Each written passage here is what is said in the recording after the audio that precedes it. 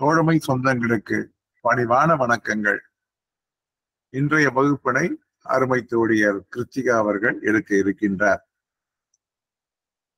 அவர் எடுக்கக்கூடிய தலைப்பானது PO guide part 1. நிச்சயமாக பல கேள்விகள் PO கைடு பார்ட் 1 வரும் என்பது உங்கள் அனைவருக்கும் தெரியும். நம்முடைய பயிற்சியாளர்களிலே மிக நேர்த்தியாக அனைவருக்கும் புரியும்படியாக வகுப்புகளை எடுக்கக்கூடிய அருமை தோழியர் கிருத்திகா அவர்கள் இன்று ஞாயிறாக இருந்தாலும் சரி தன்னுடைய பணிகளை எல்லாம் சற்று ஒதுக்கி வைத்து நமக்காக நம்முடைய வகுப்பினை நடத்துவதற்காக இன்று வந்திருக்கின்றார்கள். அவர்களுடைய முதல் வகுப்பு என்பது தற்பொழுது துவங்கும். நீங்கள் கண்டிப்பாக, அதாவது நம்முடைய பயிற்சி வகுப்பிலே கலந்து கொண்டிருக்கக்கூடிய பல தோழர் தோழியர்கள் இலாக்கா ஊழியராக பதவி உயர்வு பெற வேண்டும் என்கின்ற உயர்ந்த நோக்கத்திற்காக நடத்தக்கூடிய இந்த வகுப்பினை நீங்கள் முழுமையாக பயன்படுத்திக் கொள்ள வேண்டும் என்று கேட்டுக்கொள்கிறேன். தற்பொழுது நம்முடைய அருமை தோழியர் கிருத்திகா அவர்கள் தன்னுடைய வகுப்பினை நடத்துவார்கள். அனைவருக்கும் வணக்கம். நம்ம என்ன பண்ணலாம் அப்படின்னா, நம்ம போஸ்ட்மேன் அண்ட் MTS எக்ஸாமினேஷன், இந்த பொது தேர்வு காமன் எக்ஸாமினேஷனுக்கான PO கைட் பார்ட் 1 கிளாஸை நம்ம இன்னைக்கு கமெண்ட்ஸ் பண்றோம். ஸோ ரொம்ப ஈஸியான ஒரு சிலபஸ் தான் இது. நம்ம வந்து கொஞ்சம் கவனம் செலுத்தினாலே, ஆனா இதுல இருந்து நமக்கு பெறக்கூடிய மதிப்பெண்கள் அப்படின்றது ரொம்பவே அதிகம். ஸோ முதல்ல இந்த போஸ்ட்மேன் மெயில் கார்டு மற்றும் MTSக்கு PO கைட் பார்ட் 1 சிலபஸ் என்ன அப்படின்றத முதல்ல சொல்லிட்டு, அது எவ்வளவு மார்க்குக்கு தேர்வுகள் இருக்கும் அப்படின்றத பார்த்துட்டு அதுக்கப்புறம் நம்ம அப்படியே கமெண்ட்ஸ் பண்ணிடலாம். ஸோ முதல்ல போஸ்ட்மேன் மற்றும் MTSல பேப்பர் 1ல இருக்கக்கூடிய PO கைட் பார்ட் 1 கேள்விகள் எத்தனை கொஸ்டின்ஸ் அதுல வரும்னு பாத்தீங்கன்னா 23 கொஸ்டின்ஸ், மற்ற எல்லாத்த விட அதிகம். ஸோ PO கைட் பார்ட் 1 மற்றும் நம்ம ப்ராடக்ட்ஸ் அண்ட் சர்வீசஸ்ல இருந்து மட்டும் உங்களுக்கு 23 கேள்விகள் அப்படிங்கிறது கேட்கப்படும். அதனால இது கொஞ்சம் ஒரு வாஸ்டான ஒரு மேஜர் ஒரு போர்ஷன் எடுத்துக்கக்கூடிய ஒரு சிலபஸாக பார்க்கலாம். அந்த PO கைட் பார்ட் 1ல என்னென்ன டாபிக்ஸ்ல இருந்து உங்களுக்கு கேள்விகள் வரும்ன்றதுதான் கீழே நம்மள போட்டிருக்கோம். அதாவது organisation, department organisation, types of post offices, business hours அப்படின்னு உங்களுக்கு அதுல என்னென்னலாம் இருக்கு. PO கைட்ல முழுவதுமா பார்க்க மாட்டீங்க நீங்க. PA எக்ஸாமினேஷனுக்கு மட்டும்தான் PO கைட் பார்ட் 1 வந்து முழுக்க ஃபுல்லா இருக்கும். ஆனா போஸ்ட்மேன் MTSக்கு நீங்க இப்ப கீழே பார்க்க போகக்கூடிய ஏல இருந்து K வரைக்குமான அந்த சிலபஸ் மட்டும் தான் உங்களுக்கு கவர் ஆகும். ஸோ பேப்பர் 1ல மட்டும் 23 கேள்விகள். அதே மாதிரி MTS அல்லாத போஸ்ட்மேன்ல மட்டும் எழுதுறவங்க இருக்காங்க இல்லையா, அவங்களுக்கு கூடுதலாக இதே PO கைட் பார்ட் 1ல இருந்து டெலிவரி சம்பந்தமாக பேப்பர் 2லயும் ஒரு 5 கேள்விகள் இருக்கு. சோ அப்போ MTS எழுதுறவங்க இந்த முழுவதுமாக இந்த போர்ஷன் எல்லாத்தையும் நீங்க கவர் பண்ணி ஆகணும். போஸ்ட்மேன் எழுதுறவங்க பேப்பர் 1ல அந்த 23 கொஸ்டின்ஸ் அல்லாது பேப்பர் 2லயும் இந்த 5 கொஸ்டின்ஸ் நீங்க கவர் பண்ற மாதிரி இருக்கும். இதுதான் உங்களுடைய PO கைட் பார்ட் 1 சிலபஸ். இதுதான் ஓகேங்களா.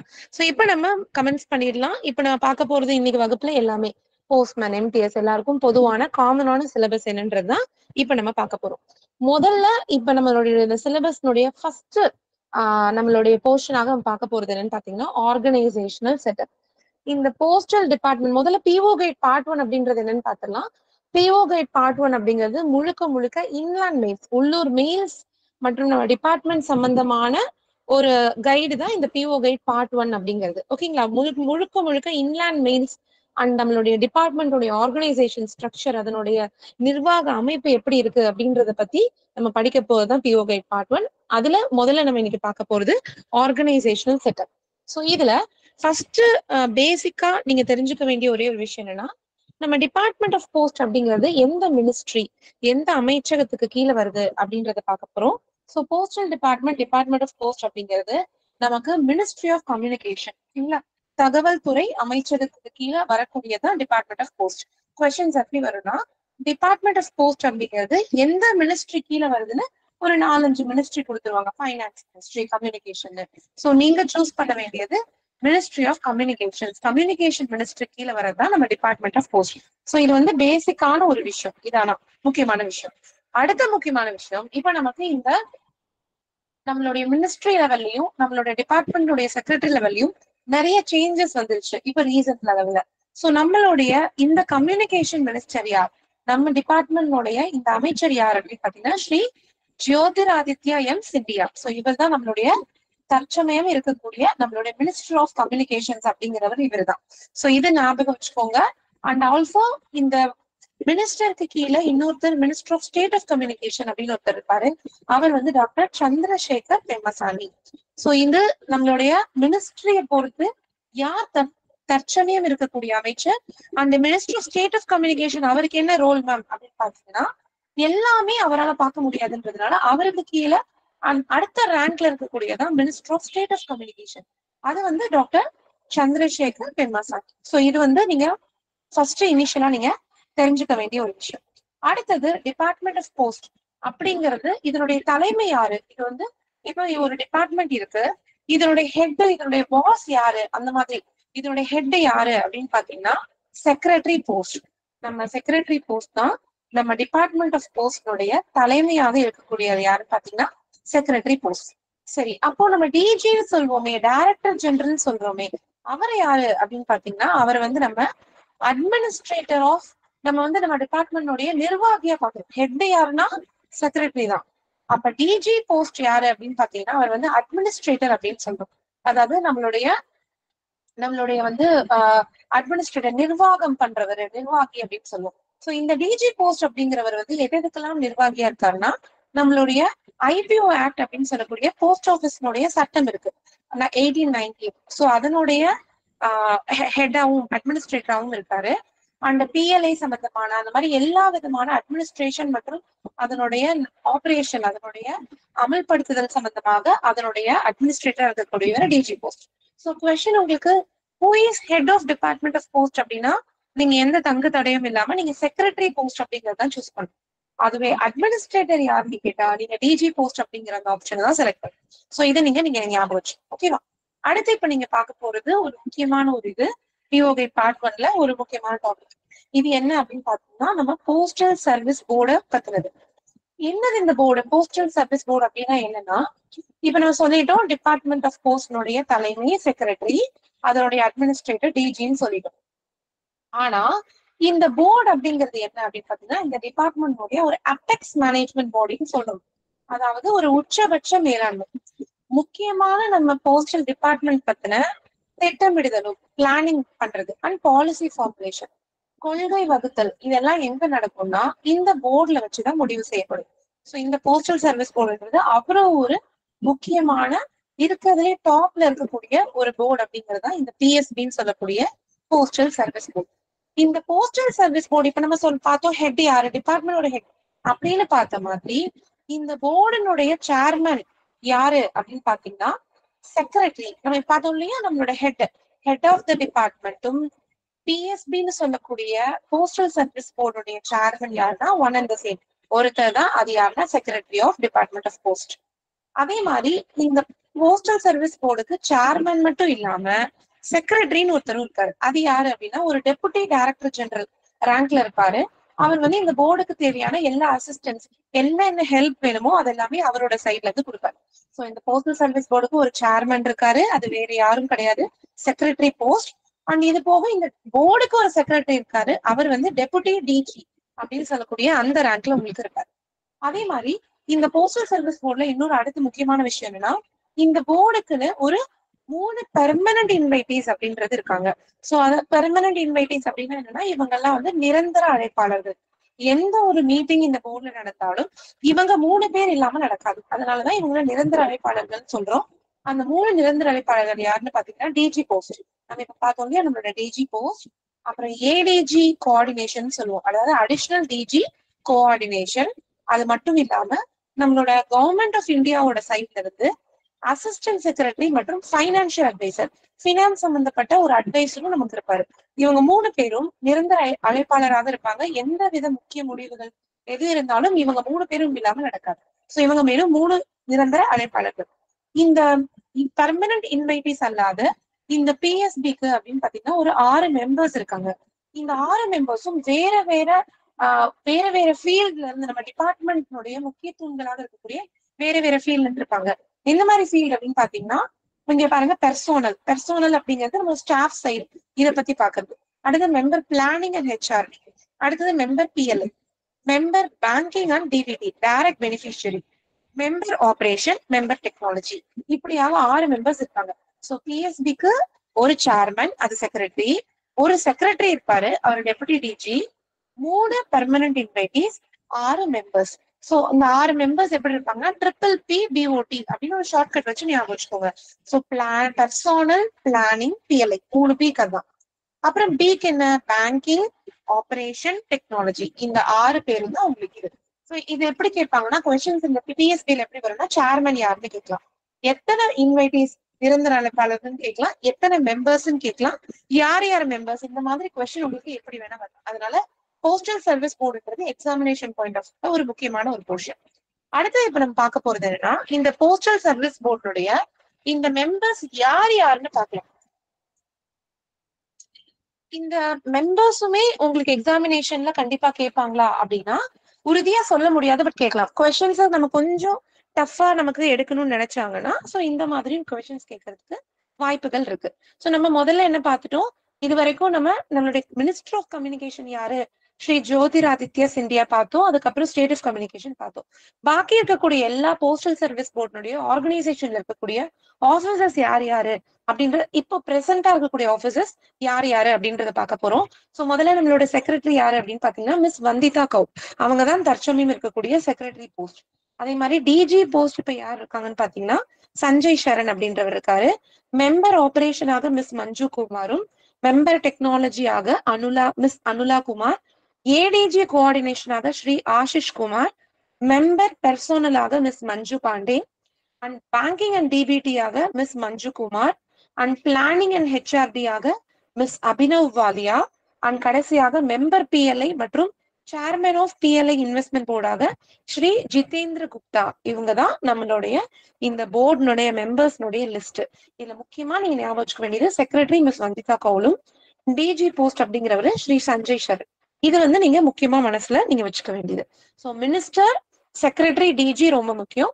பாக்கி இருக்கக்கூடிய மெம்பர்ஸும் நீங்க தவறாம பாத்துக்கோங்க. இது மாறிக்கிட்டே இருக்கும். ஒரு முறை நீங்க எக்ஸாமினேஷன் போகக்கூடிய முன்னாடி கொஞ்சம் ஜஸ்ட் பிஃபோர் என்ன பண்ணணும்னா நீங்க இந்தியா போஸ்டோட வெப்சைட்ல போயிட்டு இந்த பிஎஸ்பி போர்டுடைய மெம்பர்ஸ் யாருன்னு ஒரு தடவை லாஸ்டா பாத்துக்கிட்டீங்கன்னா உங்களுக்கு எக்ஸாமினேஷனுக்கு அது கரெக்டா இருக்கும். ஓகேங்களா? அடுத்ததாக இப்ப நம்ம அடுத்து பார்க்க போறோம் இன்னொரு முக்கியமான டாபிக் என்னன்னு பாத்தீங்கன்னா போஸ்டல் சர்க்கிள்ஸ். சோ நம்ம போஸ்டல் டிபார்ட்மெண்ட்டுடைய சர்க்கிள்ஸ் பத்தி பார்க்க போறோம். இது எதுக்காக இந்த சர்க்கிள்ஸ் அப்படிங்கறதெல்லாம் பண்றாங்க அப்படின்னு பாத்தீங்கன்னா நம்மளுடைய நிர்வாக வசதிக்காக வேண்டி நம்மளுடைய இந்த முழு கண்ட்ரியும் நம்ம 23 போஸ்டல் சர்க்கிள்ஸாக பிரிக்கிறோம். ஸோ கொஸ்டின் எத்தனை போஸ்டல் சர்க்கிள்ஸ் அப்படின்னு இருக்குன்னு கேட்டீங்கன்னா 23 போஸ்டல் சர்க்கிள்ஸ். இதுக்கு கீழே இருக்கக்கூடிய டேபிள்ல பாத்தீங்கன்னா உங்களுக்கு ஒவ்வொரு சர்க்கிளினுடைய பெயர் அண்ட் அதனுடைய அட்மினிஸ்ட்ரேட்டிவ் ஜூரிஸ்டிக்ஷன், இதனுடைய அதிகார வரம்பு எங்க இருந்து எங்க வரைக்கும் இருக்கு, அண்ட் இதனுடைய முக்கியமா இதனுடைய ஹெட் குவார்டர்ஸ் என்ன, இதனுடைய தலைமையகம் என்ன. இந்த டேபிள் ரொம்ப ரொம்ப ரொம்ப ரொம்ப முக்கியம் எக்ஸாமினேஷனுக்கு. எப்படி வேணா மிக்ஸ் அண்ட் மேட்ச் பண்ணி கொஸ்டின்ஸ் கேட்கலாம். ஒண்ணு சர்க்கிள் பேரை கொடுத்து இதனுடைய வரம்பு இதுதானான்னு சாய்ஸஸ் கொடுக்கலாம், இப்படியும் கேள்விகள் கேட்கலாம். இன்னொன்னு இந்த ஜூரிஸ்டிக்ஷன் கொடுத்த உதாரணத்துக்கு இந்த மாநிலங்கள் எல்லாம் கொடுத்து இதெல்லாம் எந்த சர்க்கிள்னுடைய கண்ட்ரோல் கீழே வரும், இப்படியும் கொஸ்டின்ஸ் கேட்கலாம். இல்லைன்னா ஒரு சர்க்கிள்னுடைய பெயர் கொடுத்து அதனுடைய தலைமையகம் ஹெட் குவார்டர்ஸ் கேட்கலாம்.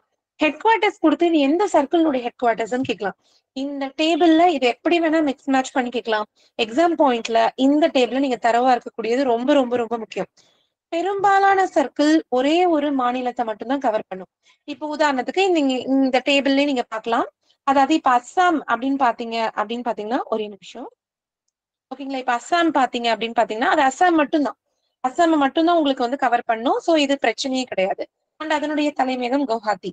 ஆனா இந்த டேபிள்ல நான் ஒரு எல்லோ கலர்ல நான் ஹைலைட் பண்ணிருக்கிற போஸ்டல் சர்க்கிள்ஸ் எல்லாமே தன்னுடைய மாநிலம் அல்லாது அதனுடைய அருகாமையில் இருக்கக்கூடிய வேற ஒரு மாநிலத்தையோ இல்ல வேற ஒரு யூனியன் பிரதேசத்தையோ சேர்த்து கவர் பண்ணும். அதனுடைய வரம்புல அந்த பர்டிகுலர் மாநிலம் அல்லாது அருகாமையில் இருக்கக்கூடிய வேற ஒரு மாநிலத்தையோ அல்லது வேற ஒரு பக்கத்துல நியர்பை இருக்கக்கூடிய ஒரு யூனியன் டெரிட்டரி, யூனியன் பிரதேசத்தையோ சேர்த்து கவர் பண்ணும். சோ இதை மட்டும் நம்ம கொஞ்சம் கான்சென்ட்ரேட் பண்ணிக்கிட்டோம்னா நம்ம ஈஸியா, மத்ததெல்லாம் சிங்கிளா வரும், இது மட்டும் கொஞ்சம் உங்களுக்கு கிளப் பண்ணி வரும். சோ அது மட்டும் இப்ப என்னென்ன இருக்கு அப்படின்றத பாக்கலாம். சோ ஃபர்ஸ்ட் சீரியல் நம்பர்ல நீங்க பாக்குறீங்க இல்லையா, ஆந்திர பிரதேஷ்க்கு பாத்தீங்கன்னா ஆந்திர பிரதேஷ் மாநிலம் அல்லாது இந்த பாண்டிச்சேரியில இருக்கக்கூடிய யானம் அப்படிங்கிற பகுதியும் இது சேர்த்து கவர் பண்ணும். அண்ட் இதனுடைய ஹெட் குவார்டர்ஸ் விஜயவாடா. அதே போல சீரியல் நம்பர் 6 பாருங்க, குஜராத். குஜராத்தை பொறுத்த வரைக்கும் குஜராத் அப்படின்ற அந்த ஸ்டேட் அல்லாது டாமன் அண்ட் டையூ, தாத்ரா, நாகர் ஹாவேலி இதையும் சேர்த்து உங்களுக்கு கவர் பண்ணும். குஜராத்ல பாத்தீங்கன்னா 1, 2, 3, 4 குஜராத் அல்லாது டாமன் அண்ட் டையூ, தாத்ரா, நாகர் ஹாவேலி இதெல்லாம் சேர்த்து கவர் பண்ணும். அண்ட் இதனுடைய ஹெட் குவார்டர்ஸ் அஹமதாபாத். அண்ட் இது மாதிரி கேரளா பாத்தீங்கன்னா கேரளா மட்டும் இல்லாத லக்ஷதீப் யூனியன் டெரிட்டரியும், பாண்டிச்சேரியில இருக்கக்கூடிய நம்ம முன்னாடி பார்த்தோம் உங்களுக்கு யானம் வந்து ஆந்திர பிரதேஷ்ல வந்துருது. அதே மாதிரி பாண்டிச்சேரியில இருக்கக்கூடிய மாஹே அப்படிங்கிற பகுதி கேரளாவோட உங்களுக்கு சேர்ந்து வந்துடும். சோ கேரளா பாத்தீங்கன்னா கேரளா, லக்ஷதீப், மாஹே இது 3 வரும். அதே மாதிரி மகாராஷ்டிரா பாத்தீங்கன்னா மகாராஷ்டிரா மற்றும் கோவா இது 2 சேர்ந்து வரும். நார்த் ஈஸ்டர்ன் அப்படிங்கிற சர்க்கிள் ரொம்ப பெருசு. சோ கிட்டத்தட்ட ஒரு 6 யூனிட் சேர்த்து கவர் பண்ணும். அருணாச்சல் பிரதேஷ், மணிப்பூர், மிசோரம், மேகாலயா, நாகாலாந்து அண்ட் திரிபுரா இப்படியாக ஒரு 6 இதை சேர்த்து அதனுடைய அதிகார வரம்புல உங்களுக்கு வந்துடும். சோ இதனுடைய head quarter Shillong. And Punjab பாத்தீங்கன்னா பஞ்சாப் மற்றும் சண்டிகர். தமிழ்நாடு தான் நமக்கு பக்கத்துல இருக்கக்கூடிய பாண்டிச்சேரி யூனியன் டெரிட்டரியும் சேர்த்து கவர் பண்ணும். ஆனா இந்த பாண்டிச்சேரியில யானம் மற்றும் மாஹே கிடையாது. யானம் எங்க போயிடுச்சு, உங்களுக்கு ஆந்திரால போயிடுச்சு. மாஹேன்றது உங்களுக்கு கேரளாவோட போயிடுச்சு. சோ அதனால தமிழ்நாடு மற்றும் பாண்டிச்சேரி. வெஸ்ட் பெங்காலை பொறுத்த வரைக்கும் வெஸ்ட் பெங்கால் கூட அந்தமான் நிக்கோபார் ஐலாண்ட்ஸ், அதே மாதிரி சிக்கிம் இதெல்லாம் சேர்த்து உங்களுக்கு கவர் பண்ணும். சோ இந்த மாதிரி ஒன்றுக்கு மேற்பட்ட இருக்கக்கூடியதுதான் மெயினா எக்ஸாம்ல ஃபோக்கஸ் பண்ணுவாங்க. ஏன்னா அதுலதான் நமக்கு ஃபோக்கஸ் கொஞ்சம் நமக்கு கன்ஃபியூஸ் ஆகும். சோ இதை மட்டும் நீங்க இன்னும் கொஞ்சம் ஸ்பெஷல் அட்டென்ஷன் கொடுத்து நீங்க ஞாபகத்துல வச்சுக்கிட்டீங்கன்னா உங்களுக்கு ரொம்ப சுலபமா எக்ஸாம்ல நீங்க கிளியர் பண்ணிடலாம். சோ இதை நம்ம கொஞ்சம் குவிக்கா நம்ம ஞாபகம் வச்சுக்கிறதுக்கு ஒரு சில டிப்ஸ் அண்ட் ட்ரிக்ஸ் இதுல நீங்க பார்க்கலாம். ஒரே நிமிஷம்.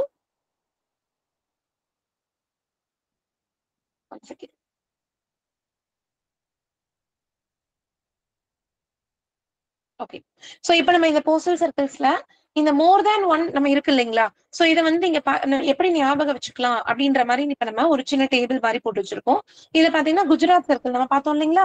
குஜராத்ல பாத்தீங்கன்னா டாமன் டையூ, தாத்ரா, நாகர் ஹாவேலி இதை சேர்த்து கவர் பண்ணும். சோ இதை எப்படி ஞாபகம் வச்சுக்கலாம் அப்படின்னு பாத்தீங்கன்னா டிஎன்டி அப்படின்ற மாதிரி ஒரு ஷார்ட்கட் வச்சுக்கோங்க. டிஎன்டினா என்னது, டு நாட் டிஸ்டர்ப் அப்படின்ற மாதிரி ஞாபகம் வச்சுக்கோங்க. அப்ப டி என்னது டாமன் டையூ, அதுக்கப்புறம் வந்து என் வந்து நாகர் ஹாவேலி, இன்னொன்னு தாத்ரா. சோ இந்த மாதிரி நீங்க ஞாபகம் வச்சுக்கலாம். குஜராத்னா டு நாட் டிஸ்டர்ப் அப்படின்னு. கேரளால வந்து பாத்தீங்க அப்படின்னு பாத்தீங்கன்னா கேரளா சர்க்கிளுடைய முதல் 2 எழுத்து கேஇ, கடைசி 2 எழுத்து எல்ஏ. சோ முதல் 2 என்ன, கேஇனா கேரளா, கடைசி 2 எழுத்து என்னது எல்ஏ, அது வந்து லக்ஷதீப். இப்படியாக நீங்க ஞாபகம் வச்சுக்கலாம். சோ மகாராஷ்டிரா அப்படின்னு நீங்க வரும்பொழுது நீங்க மகாத்மா காந்தியை ஞாபகம் வச்சுக்கோங்க. அப்ப எம்ஜி மகாராஷ்டிரா மற்றும் கோவா. அதே மாதிரி நார்த் ஈஸ்டர்ன் சர்க்கிள் நீங்க எப்படி ஞாபகம் வச்சுக்கலாம்னா, நான் சொல்லி 6 நார்த் ஈஸ்டர்ன் ஸ்டேட்ஸ் வரும்னு சொல்லி பார்த்தோம். சோ இது வந்து ஏடிஎம் அப்படின்னு நீங்க ஞாபகம் வச்சுக்கலாம். ஏடிஎம்னா ஒரு எம் இல்ல, ஏடி 3 ட்ரிபிள் எம் என் அப்படின்னு வரும். சோ நமக்கு ஏ என்னது அருணாச்சல் பிரதேஷ், டி வந்து திரிபுரா, 3 எம் என்னன்னு பாத்தீங்கன்னா மணிப்பூர், மேகாலயா, மிசோரம் இந்த 3 எம். அது இல்லாம என்னன்றது நாகாலாந்து. சோ இப்ப ஏடிஎம் ஆனா ஒரு எம் கிடையாது, 3 எம், ஏடி ட்ரிபிள் எம் என் இப்படி நீங்க ஞாபகம் வச்சுக்கலாம். பஞ்சாப் பொறுத்த வரைக்கும் பிசி ஞாபகம் வச்சுக்கோங்க, பஞ்சாப் மற்றும் சண்டிகர். தமிழ்நாடு உங்களுக்கு தமிழ்நாடு ஆப்வியஸா ஞாபகம் வந்துடும், தமிழ்நாடு பாண்டிச்சேரி. அதே மாதிரி வெஸ்ட் பெங்காலை பொறுத்த வரைக்கும் உங்களுக்கு என்னன்னு பாத்தீங்கன்னா உங்களுக்கு வந்து ஸ்வான் அதாவது அன்னப்பறவை அப்படின்னு ஞாபகம் வச்சுக்கோங்க. சோ எஸ்ங்கிறது சிக்கிம், அப்புறம் வெஸ்ட் பெங்கால், அதுக்கப்புறம் பாத்தீங்கன்னா அந்தமான் நிக்கோபார். ஏஎன் அப்படிங்கிறது பாத்தீங்கன்னா அந்தமான் நிக்கோபார். சோ இந்த மாதிரி இந்த ஒன்றுக்கு மேற்பட்ட சர்க்கிள்ஸ் கவர் பண்றதை இந்த மாதிரி ஏதோ ஒரு ஷார்ட்கட் வச்சு நீங்க ஞாபகம் வச்சுக்கிட்டீங்கன்னா உங்களுக்கு அதை திரும்பவும் ரெக்கலெக்ட் பண்றதுக்கு உங்களுக்கு ரொம்ப ஈஸியா இருக்கும். சோ இதுதான் போஸ்டல் சர்க்கிள்ஸ்னுடைய பேசிக்ஸ். நான் சொன்ன மாதிரி இந்த டேபிள் தரவா இருங்க, இது உங்களுக்கு ரொம்ப ஈஸியாக இருக்கும். அடுத்து இப்ப நீங்க பார்க்க போறதுதான் நம்மளுடைய ஆர்கனைசேஷன் ஸ்ட்ரக்சர். இது ரொம்ப ரொம்ப ரொம்ப முக்கியம். இதுதான் இந்த ஃப்ளோ சார்ட்டை நீங்க ஞாபகம் வச்சுக்கிட்டீங்கனாலே உங்களால ஈஸியா அதை வந்து நீங்க பாத்திர முடியும். சோ இது என்ன அப்படின்னு பாத்தீங்கன்னா நம்ம டிபார்ட்மெண்ட் கீழே அப்படியே ஸ்டெப் பை ஸ்டெப் எப்படி இருக்கு அப்படின்றத நம்ம பாக்குறோம். முதல்ல பாருங்க நம்ம டிபார்ட்மெண்டோட ஃபங்க்ஷனல் யூனிட்ஸ் கீழே எடுத்தோடனே யாரு வரா, நம்ம டிபார்ட்மெண்ட் ஆஃப் போஸ்ட் அப்படிங்கிறது கீழே பாத்தீங்கன்னா ஒரு பக்கம் செக்ரட்டரி போஸ்ட் வராரு, இன்னொரு பக்கம் டிஜி. சோ இவங்க 2 பேர் தான் நம்மளுடைய தூண்கள் மாதிரி. ஒருத்தர் வந்து ஹெட், இன்னொருத்தர் அட்மினிஸ்ட்ரேட்டர். இவங்க 2 பேர் தான் முதல்ல அந்த ஃப்ளோ சார்ட்ல கீழே வராங்க. சோ இதுக்கு கீழே என்ன வருது, போஸ்டல் சர்வீஸ் போர்டுடைய மெம்பர்ஸ் வராங்க. சோ நம்ம பார்த்தோம் இல்லைங்களா, 6 மெம்பர்ஸ் இருக்காங்க, 3 நிரந்தர அழைப்பாளர்கள் இருக்காங்க. சோ இதுக்கு கீழே போஸ்டல் சர்வீஸ் போர்டு வருது. அண்ட் இந்த டைரக்டரேட் அப்படின்னு சொல்லக்கூடிய இந்த டைரக்டரேட்டுக்கு கீழே எதெல்லாம் வருது அப்படின்னு பாத்தீங்கன்னா முதல்ல இங்க லெஃப்ட்ல இருந்து நீங்க பாருங்க, ABS army postal circle, army post office அப்படிங்கிறது உங்களுக்கு வருது ஏபிஎஸ். அதே மாதிரி இந்த டைரக்டரேட்டுடைய கண்ட்ரோலுக்கு கீழே இந்த 23 சர்க்கிளும் நமக்கு வருது. இந்த 23 சர்க்கிளினுடைய ஹெட் யாருன்னு பார்த்தீங்கன்னா chief post master general.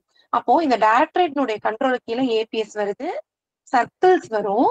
And அதே மாதிரி இந்த டைரக்டரேட் கீழே இன்னும் சில குட்டி குட்டி டைரக்டரேட்ஸ் இருக்கு. அது என்னன்னு பாத்தீங்கன்னா பிஎல்ஐ டைரக்டரேட். இப்போ பிஎல்ஐ சம்பந்தமான அந்த அந்த அதனுடைய எல்லா விஷயங்களும் நடக்கும் பிஎல்ஐ டைரக்டரேட் இருக்கு. இன்னொன்னு பிசினஸ் டெவலப்மெண்ட்காக பிடி டைரக்டரேட் இருக்கு.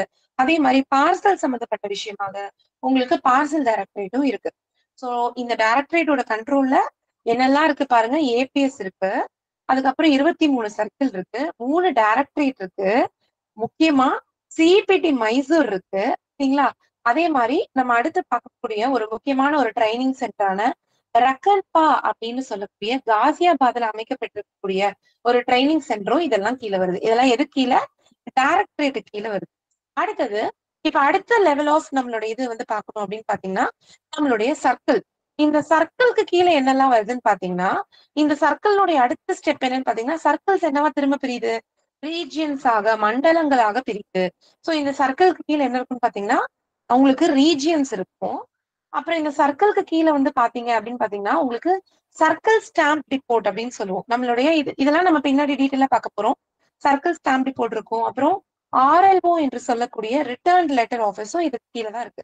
சர்க்கிளினுடைய கண்ட்ரோல் என்னென்ன இருக்கு?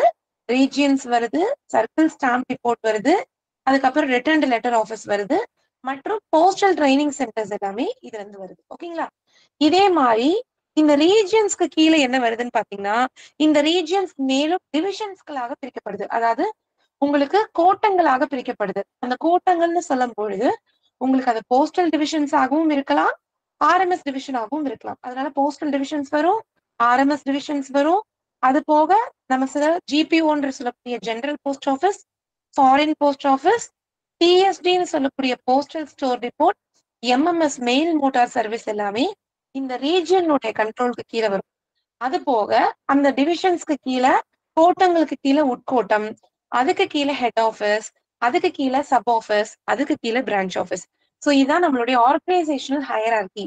மேலிருந்து கீழாக எப்படி யாருடைய கண்ட்ரோலுக்கு கீழே கீழே கீழே லாஸ்ட் வரைக்கும் வராங்க அப்படிங்கறத இந்த ஃப்ளோ சார்ட்ல நீங்க பாப்பீங்க. போஸ்டல் டிவிஷன் அப்படின்னு சொல்லும் போது நம்ம என்ன சொல்லுவோம், போஸ்டல் சப் டிவிஷன்ஸ் இருக்கும். ஆர்எம்எஸ் டிவிஷனை பொறுத்த வரைக்கும் உங்களுக்கு எப்படி இருக்கும்னு பாத்தீங்கன்னா அதுல சப் டிவிஷன்ஸ் இருக்கும், அதுக்கு கீழே sub record office, mail office, mail section அப்படின்ற மாதிரி சொல்லக்கூடிய மேலிருந்து கீழாக யாருடைய கண்ட்ரோலுக்கு கீழே யார் வரா, யாருடைய தலைமையகத்துக்கு கீழே யாரு வரான்றத பாக்குறது தான் இந்த ஃப்ளோ சார்ட். பட் இதை நீங்க பார்க்கும்போது ரொம்ப பெருசா இருக்கேன்னு கன்ஃபியூஸ் ஆயிக்காதீங்க. இது அடுத்து நம்ம ரொம்ப டெப்தா நீங்க பார்க்க போறோம். இதுல இருந்தெல்லாம் கொஸ்டின்ஸ் வருமா அப்படின்னு கேட்டீங்கன்னா கண்டிப்பா வரும். எப்படி கேட்பாங்கன்னா இப்போ இதெல்லாம் யாருடைய கண்ட்ரோல் கீழே வருதுன்னு கேட்பாங்க. ஒரு சில யூனிட்ஸை கொடுத்துட்டு இந்த யூனிட்ஸ் எல்லாம் இப்போ உதாரணத்துக்கு ஏபிஎஸ் யாருடைய கண்ட்ரோல் கீழே வரும், அது வந்து டைரக்டரேட்னுடைய கண்ட்ரோலா, சர்க்கிள் கண்ட்ரோலா, இந்த மாதிரி கேட்கலாம். சோ அப்போ உங்களுக்கு தெரிஞ்சு ஏபிஎஸ்ங்கிறது டைரக்டரேட்னுடைய கண்ட்ரோல் கீழே வருதுன்னு தெரிஞ்சா மட்டும்தான் உங்களால அதை ஆன்சர் பண்ண முடியும். சோ இந்த மாதிரி இந்த ஃப்ளோ சார்ட் அப்படிங்கிறது உங்களுக்கு ரொம்ப முக்கியமான விஷயம் எக்ஸாமினேஷன் பாயிண்ட் ஆஃப் வியூல. பட் இது நீங்க ஒரே ஃப்ளோ சார்ட்ல ரொம்ப கன்ஃபியூசிங்கா இருக்குன்னு பாக்காதீங்க. நான் இதை டீடைலா அடுத்தடுத்த ஸ்லைட்ஸ்ல நம்ம பார்க்க தான் போறோம். ஓகேங்களா? அடுத்தது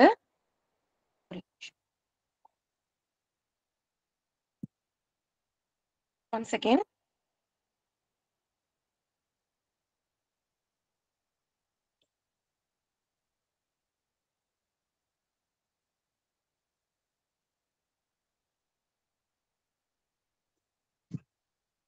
ஓகே, சோ இப்போ நம்ம இந்த ஃப்ளோ சார்ட் வந்து இப்படி குரூப் பண்ணி காமிக்கிறேன். ஓகேங்களா? ஓகே, நான் சொன்ன மாதிரி இந்த ஆறுமே டைரக்டரேட்னுடைய கண்ட்ரோலுக்கு கீழே வரும். அண்ட் அதே மாதிரி இந்த சர்க்கிள் கண்ட்ரோலுக்கு கீழே எதெல்லாம் வருது, அதே மாதிரி இந்த ரீஜியன்ஸ் கண்ட்ரோலுக்கு கீழே எதெல்லாம் வருது, அண்ட் டிவிஷன்ஸ்க்கு கீழே எதெல்லாம் வருது அப்படிங்கறத இந்த ஃப்ளோ சார்ட்ல சொல்லும். இதை நம்ம கொஞ்சம் டெப்தா அடுத்தடுத்த யூனிட்ஸ்ல பார்க்க போறோம். சோ நான் சொன்ன மாதிரி இந்த டைரக்டரேட்டோட கண்ட்ரோலுக்கு கீழே என்னெல்லாம் வருதுன்னு நான் ஆல்ரெடி சொல்லிட்டேன். ஒரே ஒரு தடவை குவிக்கா நான் ரிப்பீட் பண்ணிடுறேன்.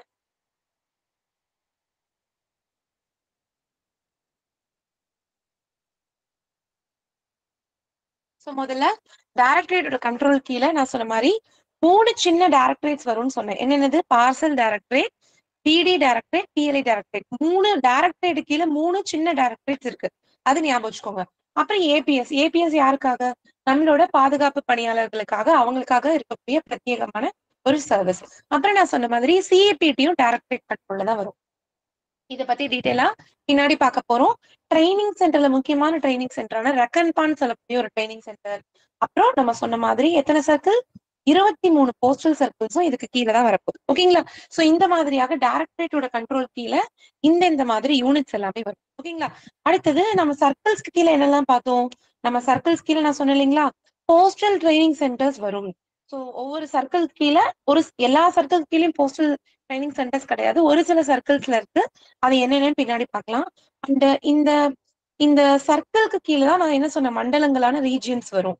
அதே மாதிரி circle stamp depot, return letter office, இது எல்லாமே சர்க்கிளோடைய கண்ட்ரோலுக்கு கீழே வரும். அண்ட் அதே மாதிரி ரீஜியன்ஸோட கண்ட்ரோலுக்கு கீழே போஸ்டல் டிவிஷன்ஸ் உங்களுக்கு வரும், ஆர்எம்எஸ் டிவிஷன்ஸ் வரும், ஜிபிஓன்னு சொல்லக்கூடிய ஜெனரல் போஸ்ட் ஆஃபீஸ் வரும், ஃபாரின் போஸ்ட் ஆஃபீஸ் உங்களுக்கு வரும், போஸ்டல் ஸ்டோர் டிப்போர்ட் நமக்கு ஸ்டேஷனரிஸ் ஃபார்ம்ஸ் எல்லாம் கொடுக்கக்கூடிய அந்த யூனிட் வரும். அண்ட் அதே போல மெயில் மோட்டார் சர்வீஸும் இந்த ரீஜியனுடைய கண்ட்ரோல் கீழே தான் இருக்கும். இது ஒரு முக்கியமான விஷயம். சரி, அடுத்தது இப்ப இதுக்கு ரீஜியன்ஸ் கீழே டிவிஷன்ஸ் இது எல்லாமே இந்த ஃப்ளோ சார்ட்ல நம்ம பார்த்தோம். இப்ப நம்ம பார்க்க போறது இப்ப நம்ம பார்த்த யூனிட்ஸ்லயே ஒரு சில முக்கியமான யூனிட்ஸ் தான் இப்ப பார்க்க போறோம். அதுல முதல் முக்கியமான ஒரு யூனிட் என்னன்னு பாத்தீங்கன்னா நம்மளுடைய ஆர்மி போஸ்டல் சர்வீஸ். இந்த ஆர்மி போஸ்டல் சர்வீஸ் பேர்லயே உங்களுக்கு இருக்கு, நம்மளுடைய டிஃபென்ஸ் பர்சோனல், அதாவது நம்மளுடைய பாதுகாப்பு பயனாளிகளுடைய அவர்களுடைய போஸ்டல் தேவைகளை பூர்த்தி செய்வதற்காக இருக்கக்கூடிய ஒரு எக்ஸ்க்ளூசிவான பிரத்யேகமான ஒரு யூனிட் தான் ஆர்மி போஸ்டல் சர்வீஸ். இந்த போஸ்டல் ஆர்மி ஏபிஎஸ்க்கு இன்னொரு பெயரும் உண்டு. அதுக்கு பேர் என்னன்னு பாத்தீங்கன்னா பேஸ் சர்க்கிள் அப்படின்னு இதை குறிப்பிடுவாங்க.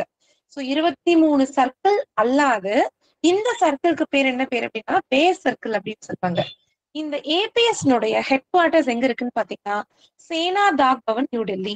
நம்ம டைரக்டரேட்டோட ஹெட் குவார்டர்ஸ் எங்கன்னு பாத்தீங்கன்னா டாக் பவன், நியூ டெல்லியில இருக்கக்கூடிய டாக் பவன். ஆனா ஏபிஎஸ் ஹெட் குவார்டர்ஸ் பாத்தீங்கன்னா சேனா டாக் பவன், நியூ டெல்லி, டெல்லி 11ல இருக்கு. சரி, நம்ம டிபார்ட்மெண்டோட ஹெட் யாருன்னு சொன்னோம்? யாராவது மெசேஜ்ல போடுங்க பாப்போம். ஹெட் ஆஃப் த டிபார்ட்மெண்ட் யாருன்னு பார்த்தோம்? குயிக்கா யாராவது மெசேஜ்ல சொல்லுங்க. நான் ஒன் வேவா சொல்லிட்டு இருந்தேன்னா உங்களுக்கும் போரிங்கா இருக்கும். உங்க மெசேஜ்ல நீங்க யாராவது போடலாம். டிபார்ட்மெண்டோட ஹெட் யாருன்னு பார்த்தோம்? எஸ், எக்ஸலன்ட், மகேஸ்வரன் சார் போட்டிருக்காரு. செக்ரட்டரி போஸ்ட்னு பார்த்தோம். Excellent, thank you. சோ இதே மாதிரி ஏபிஎஸ் ஹெட்டாக யார் இருப்பாங்கன்னு பாத்தீங்கன்னா ஏடிஜி அப்படின்னு சொல்லக்கூடிய அடிஷனல் டிஜி அப்படிங்கிறவர் தான் இதனுடைய ஹெட்டா இருப்பாங்க. ஓகேங்களா? இவர் யாருடைய ரேங்குக்கு சமமானவரா இருப்பான்னு பாத்தீங்கன்னா டிஃபென்ஸ்ல நமக்கு மேஜர் ஜெனரல் அப்படின்ற அந்த ரேங்குக்கு சமமான ஒரு பதவியா தான் இந்த ஹெட் ஆஃப் தி ஏபிஎஸ் இருக்காரு. அண்ட் ரொம்ப முக்கியமான விஷயம், இந்த ஏபிஎஸ்ல உங்களுக்கு 2 சிபிபிஓ அப்படின்னு சொல்லக்கூடிய சென்ட்ரல் பேஸ் போஸ்ட் ஆஃபீஸ் இருக்கு. இப்ப நம்ம ஒரு டிவிஷன்ல ஹெட் ஆஃபீஸ் அப்படின்னு சொல்ற அந்த மாதிரி ரேங்க், அந்த மாதிரி ஏபிஎஸ்ல 2 முக்கியமான சென்ட்ரல் பேஸ் போஸ்ட் ஆஃபீஸ்னு சொல்லக்கூடிய சிபிபிஓஸ் இருக்கு. சோ அதுல பாத்தீங்கன்னா 1 சிபிபிஓ 2 சிபிபிஓ அப்படின்னு போடுறோம். 1 சிபிபிஓங்கிறது டெல்லியிலையும் 2 சிபிபிஓங்கிறது கொல்கட்டாலையும் உங்களுக்கு அமைக்கப்பட்டிருக்கு. இந்த 1 சிபிபிஓவை நம்ம எப்படி குறிப்பிடுவோம்னா 56 ஏபிஓ, அதாவது 56 ஆர்மி போஸ்ட் ஆஃபீஸ்னு நம்ம சொல்லுவோம். அதே மாதிரி 2 சிபிபிஓவை 99 ஏபிஓ அப்படின்னு சொல்லுவோம். சோ 1 சிபிபிஓ அதாவது 56 ஏபிஓ டெல்லியில இருக்கு, 2 சிபிபிஓ அதாவது 99 ஏபிஓன்றது கொல்கட்டா இருக்கு. இது ரொம்ப கேட்பாங்க, 1 சிபிபிஓ எங்க இருக்கு அப்படின்னு கொஸ்டின் கேட்டாங்கன்னா கரெக்டா சொல்லணும் டெல்லி. 2 சிபிபிஓ எங்க இருக்குன்னா கொல்கட்டால இருக்கு. இத இப்படி சிபிபிஓன்னு கேட்கலாம், அல்லது 56 ஏபிஓவும் 99 ஏபிஓவும் எங்க இருக்குன்னு கேட்கலாம். சரி, எப்படி மேடம் இந்த ஏபிஓவை நம்ம ஞாபகம் வச்சுக்கிறது மறக்காம அப்படின்னு பாத்தீங்கன்னா 1க்கு அப்புறம் தானே 2 வருது, அசெண்டிங் ஆர்டர்ல போகுதா? அதே மாதிரிதான் 56க்கு அப்புறம் தானே 99 வருது. ஸோ 56 ஏபிஓங்கிறது 1 சிபிபிஓ, 99 ஏபிஓங்கிறது உங்களுக்கு என்ன சொல்றது 2 சிபிபிஓ. அதே மாதிரி இந்த டெல்லி கொல்கட்டாவும் அல்பபெட்டிக்கல் ஆர்டர்ல தான் வரும். டீக்கு அப்புறம் தானே கே வரும். சோ இப்படி ஞாபகம் வச்சுக்கோங்க நீங்க. சோ இதுவும் நம்பரோட வரிசையில தான் வருது, அதுவும் அல்பபெட்டிக்கலோட வரிசையில தான் வருது. இப்படி நீங்க ஞாபகம் வச்சுக்கலாம். அதே மாதிரி இந்த ஏபிஎஸ்க்குன்னு இது பிரத்யேகமான ஒரு யூனிட்னு சொல்லிட்டோம். இது அதே மாதிரி ஏபிஎஸ்க்கான பிரத்யேகமான ட்ரைனிங் சென்டர் காம்டி, நாக்பூர்ல இருக்கக்கூடிய காம்டில உங்களுக்கு மகாராஷ்டிரா சர்க்கிள்ல இருக்கு. ஓகேங்களா? சரி, இந்த சிபிபிஓ நான் சொன்ன மாதிரி ஹெட் ஆஃபீஸ் மாதிரி இருக்கும். அண்ட் 2 சிபிபிஓ தான். இதுக்கு கீழே ஃபீல்டு போஸ்ட் ஆஃபீஸ் அப்படின்னு சொல்லக்கூடிய ஆர்மி போஸ்ட் ஆஃபீஸ்னுடைய சின்ன சின்ன ஆபீசஸ்கள், அதாவது சப் ஆஃபீஸ் ரேங்க் இருக்கக்கூடிய ஃபீல்டு போஸ்ட் ஆஃபீஸ் கிட்டத்தட்ட 500 போஸ்ட் ஆஃபீஸ் நம்ம டிபார்ட்மெண்ட் ஆஃப் போஸ்ட்ல நமக்கு கீழே இருக்கு. ஓகேங்களா? ஸோ இந்த இந்த நான் எப்படி சொன்னேன், சிபிபிஓங்கிறது ஹெட் ஆஃபீஸ் ரேங்க் மாதிரி, இந்த ஃபீல்டு போஸ்ட் ஆஃபீஸ் அப்படிங்கிறது சப் ஆஃபீஸ். நம்ம சப் போஸ்ட் ஆஃபீஸ் இருக்கு இல்லைங்களா நம்ம டிபார்ட்மெண்ட்ல, அந்த ரேங்க்ல உங்களுக்கு இருக்கும். அடுத்தது இந்த ஏபிஎஸ்க்கு எப்படி வந்து ரெக்ரூட்மெண்ட் ஆள் வந்து பெர்சோனல் மின் டிப்ளாய்மெண்ட் எப்படி இருக்கும்னு பார்த்தீங்கன்னா, இங்க ஏபிஎஸ்ல வேலைக்கூடிய 75% ஸ்டாஃப் வந்து டிபார்ட்மெண்ட் ஆஃப் போஸ்ட்ல இருந்து டெபுடேஷன் அடிப்படையில வேலை பார்ப்பாங்க. அண்ட் மிச்சம் 25% அந்த ஏபிஎஸ் வந்து டைரக்ட் ரெக்ரூட்மெண்டாக தேர்ந்தெடுத்து பணி வந்து அமர்த்துவாங்க. ஸோ இந்த மாதிரிதான் ஏபிஎஸ்னோட என்டையர் செட்டப் இருக்கு. ரொம்ப முக்கியம் இதுல இந்த 1-2 சிபிபிஓ என்ன, டெல்லி கொல்கட்டா என்ன, ஹெட் குவார்டர்ஸ் எங்க இருக்கு, இதனுடைய ஹெட் யாரு அப்படின்றது தான் இந்த இதுல நம்ம இப்போ சிபிடி பார்த்துட்டோம் நம்ம, ஐ மீன் ஏபிஎஸ் பார்த்துட்டோம். இப்போ அடுத்தது நமக்குடைய முக்கியமான அடுத்து இப்போ நம்ம ஒரு டாபிக் பார்க்க போறோம், அதான் நம்மளோட சிஇபிடி. ஸோ முழுக்க டெக்னாலஜி, நம்ம டிபார்ட்மெண்ட்னுடைய டெக்னாலஜி தேவையை பூர்த்தி செய்வதற்காக நமக்கு அமைக்கப்பட்ட ஒரு யூனிட்டுக்கு பேர் தான் சிபிடி. இதனுடைய அப்ரிவியேஷனோட எக்ஸ்பான்ஷன் ரொம்ப ரொம்ப முக்கியம். சிபிடினுடைய விரிவாக்கம் என்னன்னு பாத்தீங்கன்னா centre for excellence in postal technology. உங்களுக்கு கொஸ்டின்ஸ்ல இதை ஆஃப் இன்னுன்னு மாத்தி போடுவாங்க. ஆனா நீங்க மறக்காம ஞாபகம் வச்சுக்கோங்க, இந்த சிபிடினுடைய அப்ரிவியேஷன் பல கொஸ்டின் பேப்பர்ஸ்ல கேட்டிருக்காங்க. சிபிடினுடைய விரிவாக்கம் centre for excellence in postal technology, இது ரொம்ப முக்கியம். அண்ட் இதனுடைய தலைமையகம் எங்க இருக்குன்னு பாத்தீங்கன்னா மைசூர்ல இருக்கக்கூடிய நசர்பாட்ல அமைக்கப்பட்டிருக்கு சிபிடினுடைய ஹெட் குவார்டர்ஸ். மேடம் இப்போ ஸ்கிரீன் விசிபிள் தானே எல்லாருக்கும்? Okay, I think screen is visible now. நான் கண்டினியூ பண்றேன். ஓகே, ஸோ நான் ஏற்கனவே சொன்ன மாதிரி நம்ம டிபார்ட்மெண்ட் ஆஃப் போஸ்ட்னுடைய எல்லா டெக்னாலஜி ரெக்குவயர்மெண்ட்ஸ், நம்மளுடைய டெக்னாலஜி தேவைகளை பூர்த்தி செய்வதற்காக இருக்கிறதா நம்ம சிபிடி. இதனுடைய ஹெட் குவார்டர்ஸ் நான் சொல்லிட்டேன், நசர்பாட் மைசூர்ல ஹெட் குவார்டர்ஸ் இருக்கு. இது போக வேற எங்கெங்கெல்லாம் சிபிடி இருக்கு, அதனுடைய ஃபங்க்ஷன்ஸ் என்னென்னலாம் இருக்குன்றத பாக்கலாம் வாங்க. முதல்ல சிபிடி சென்னையில இருக்கு. அந்த சென்னையில இருக்கக்கூடிய சிபிடி என்ன பண்ணுன்னு பாத்தீங்கன்னா சிஎஸ்ஐ மைக்ரேஷன். நம்ம டிபார்ட்மெண்ட்ல இப்ப நம்ம யூஸ் பண்ணிட்டு இருக்கோம் இல்லைங்களா, சிஎஸ்ஐன்னு சொல்லப்படக்கூடிய நம்மளுடைய கோர் சிஸ்டம் இன்டகிரேஷன், இதனுடைய மைக்ரேஷன் அண்ட் டெலிவரியில இப்ப நம்ம பார்க்கக்கூடிய நம்மளுடைய டெக்னாலஜி, அதாவது டிபிஎம்எஸ்ன்னு சொல்லக்கூடிய டெலிவரி அண்ட் போஸ்ட்மென்ட் மேனேஜ்மெண்ட் சிஸ்டம், இதனுடைய செயல்பாடு, இதை முழுக்க கண்காணிப்பது, இதனுடைய இது எல்லாமே பாத்தீங்கன்னா சென்னை சிபிடி இதை வந்து பாத்துக்குது. அடுத்ததாக ஹைதராபாத்ல இருக்கக்கூடிய சிபிடி பாத்தீங்கன்னா ஆன்லைன் ரெக்ரூட்மெண்ட். ஜிடிஎஸ்ல இப்ப எல்லா ரெக்ரூட்மெண்ட்டும் உங்களுக்கு ஆன்லைன் இல்லைங்களா, ஜிடிஎஸ் ஆன்லைன் என்கேஜ்மெண்ட் நேஷனல் லெவல்ல எல்லாருக்கும் சப்போர்ட் அவங்க தான் கொடுக்குறாங்க. நம்ம இந்த லெட்டர் பாக்ஸ்னுடைய எலக்ட்ரானிக் கிளியரன்ஸ் இருக்கு இல்லைங்களா, நன்யத்தான்னு சொல்லக்கூடிய அந்த electronic clearance of letter box இவங்க தான் பாத்துக்கிறாங்க. அண்ட் திருப்பதி தேவஸ்தானுடைய ஸ்பெஷல் இ டிக்கெட் புக்கிங், அதே மாதிரி நம்ம டிபார்ட்மெண்ட்ல வந்து இ ஷாப்பிங் சொல்லக்கூடிய ஆன்லைன் ஷாப்பிங், இதை எல்லாத்தையும் பாத்துக்கிறது பாத்தீங்கன்னா சிபிடி ஹைதராபாத். சோ சென்னை பார்த்துட்டோம், ஹைதராபாத் பார்த்துட்டோம். அதே மாதிரி பெங்களூர்ல இருக்கக்கூடிய சிபிடி என்னன்னு பாத்தீங்கன்னா எஸ்பில நம்ம இதை பத்தி பார்ப்போம், ஆன்டி மணி லாண்டரிங் மற்றும் இந்த எஃப்ஆர்எம்யூன்னு சொல்லக்கூடிய ஃப்ராட் ரிஸ்க் மேனேஜ்மெண்ட் யூனிட், இது ரெண்டுத்தையும் பாக்குறது தான் நம்மளுடைய பெங்களூர் சிபிடினுடைய வேலை. இது வந்து எஸ்பில டீட்டெயிலா பார்ப்போம். ஆன்டி மணி லாண்டரிங், கேஒய்சி பத்தி பார்க்கும்போது இதை டெப்தா பாத்துக்கலாம். இது போக டெல்லியில இருக்கக்கூடிய சிபிடி ஜென்ரலா இருக்கக்கூடிய பொதுவான டெக்னிக்கல் இஷ்யூஸ் எது இருந்தாலும் அதை ரிசால்வ் பண்றதுக்காக டெல்லியில ஒரு சிபிடி இருக்கு. அப்ப மைசூர் ஹெட் குவார்டர்ஸ், அது போக சென்னை, ஹைதராபாத், பெங்களூர், டெல்லி, இங்க எல்லாமே உங்களுக்கு சிபிடி இருக்கு.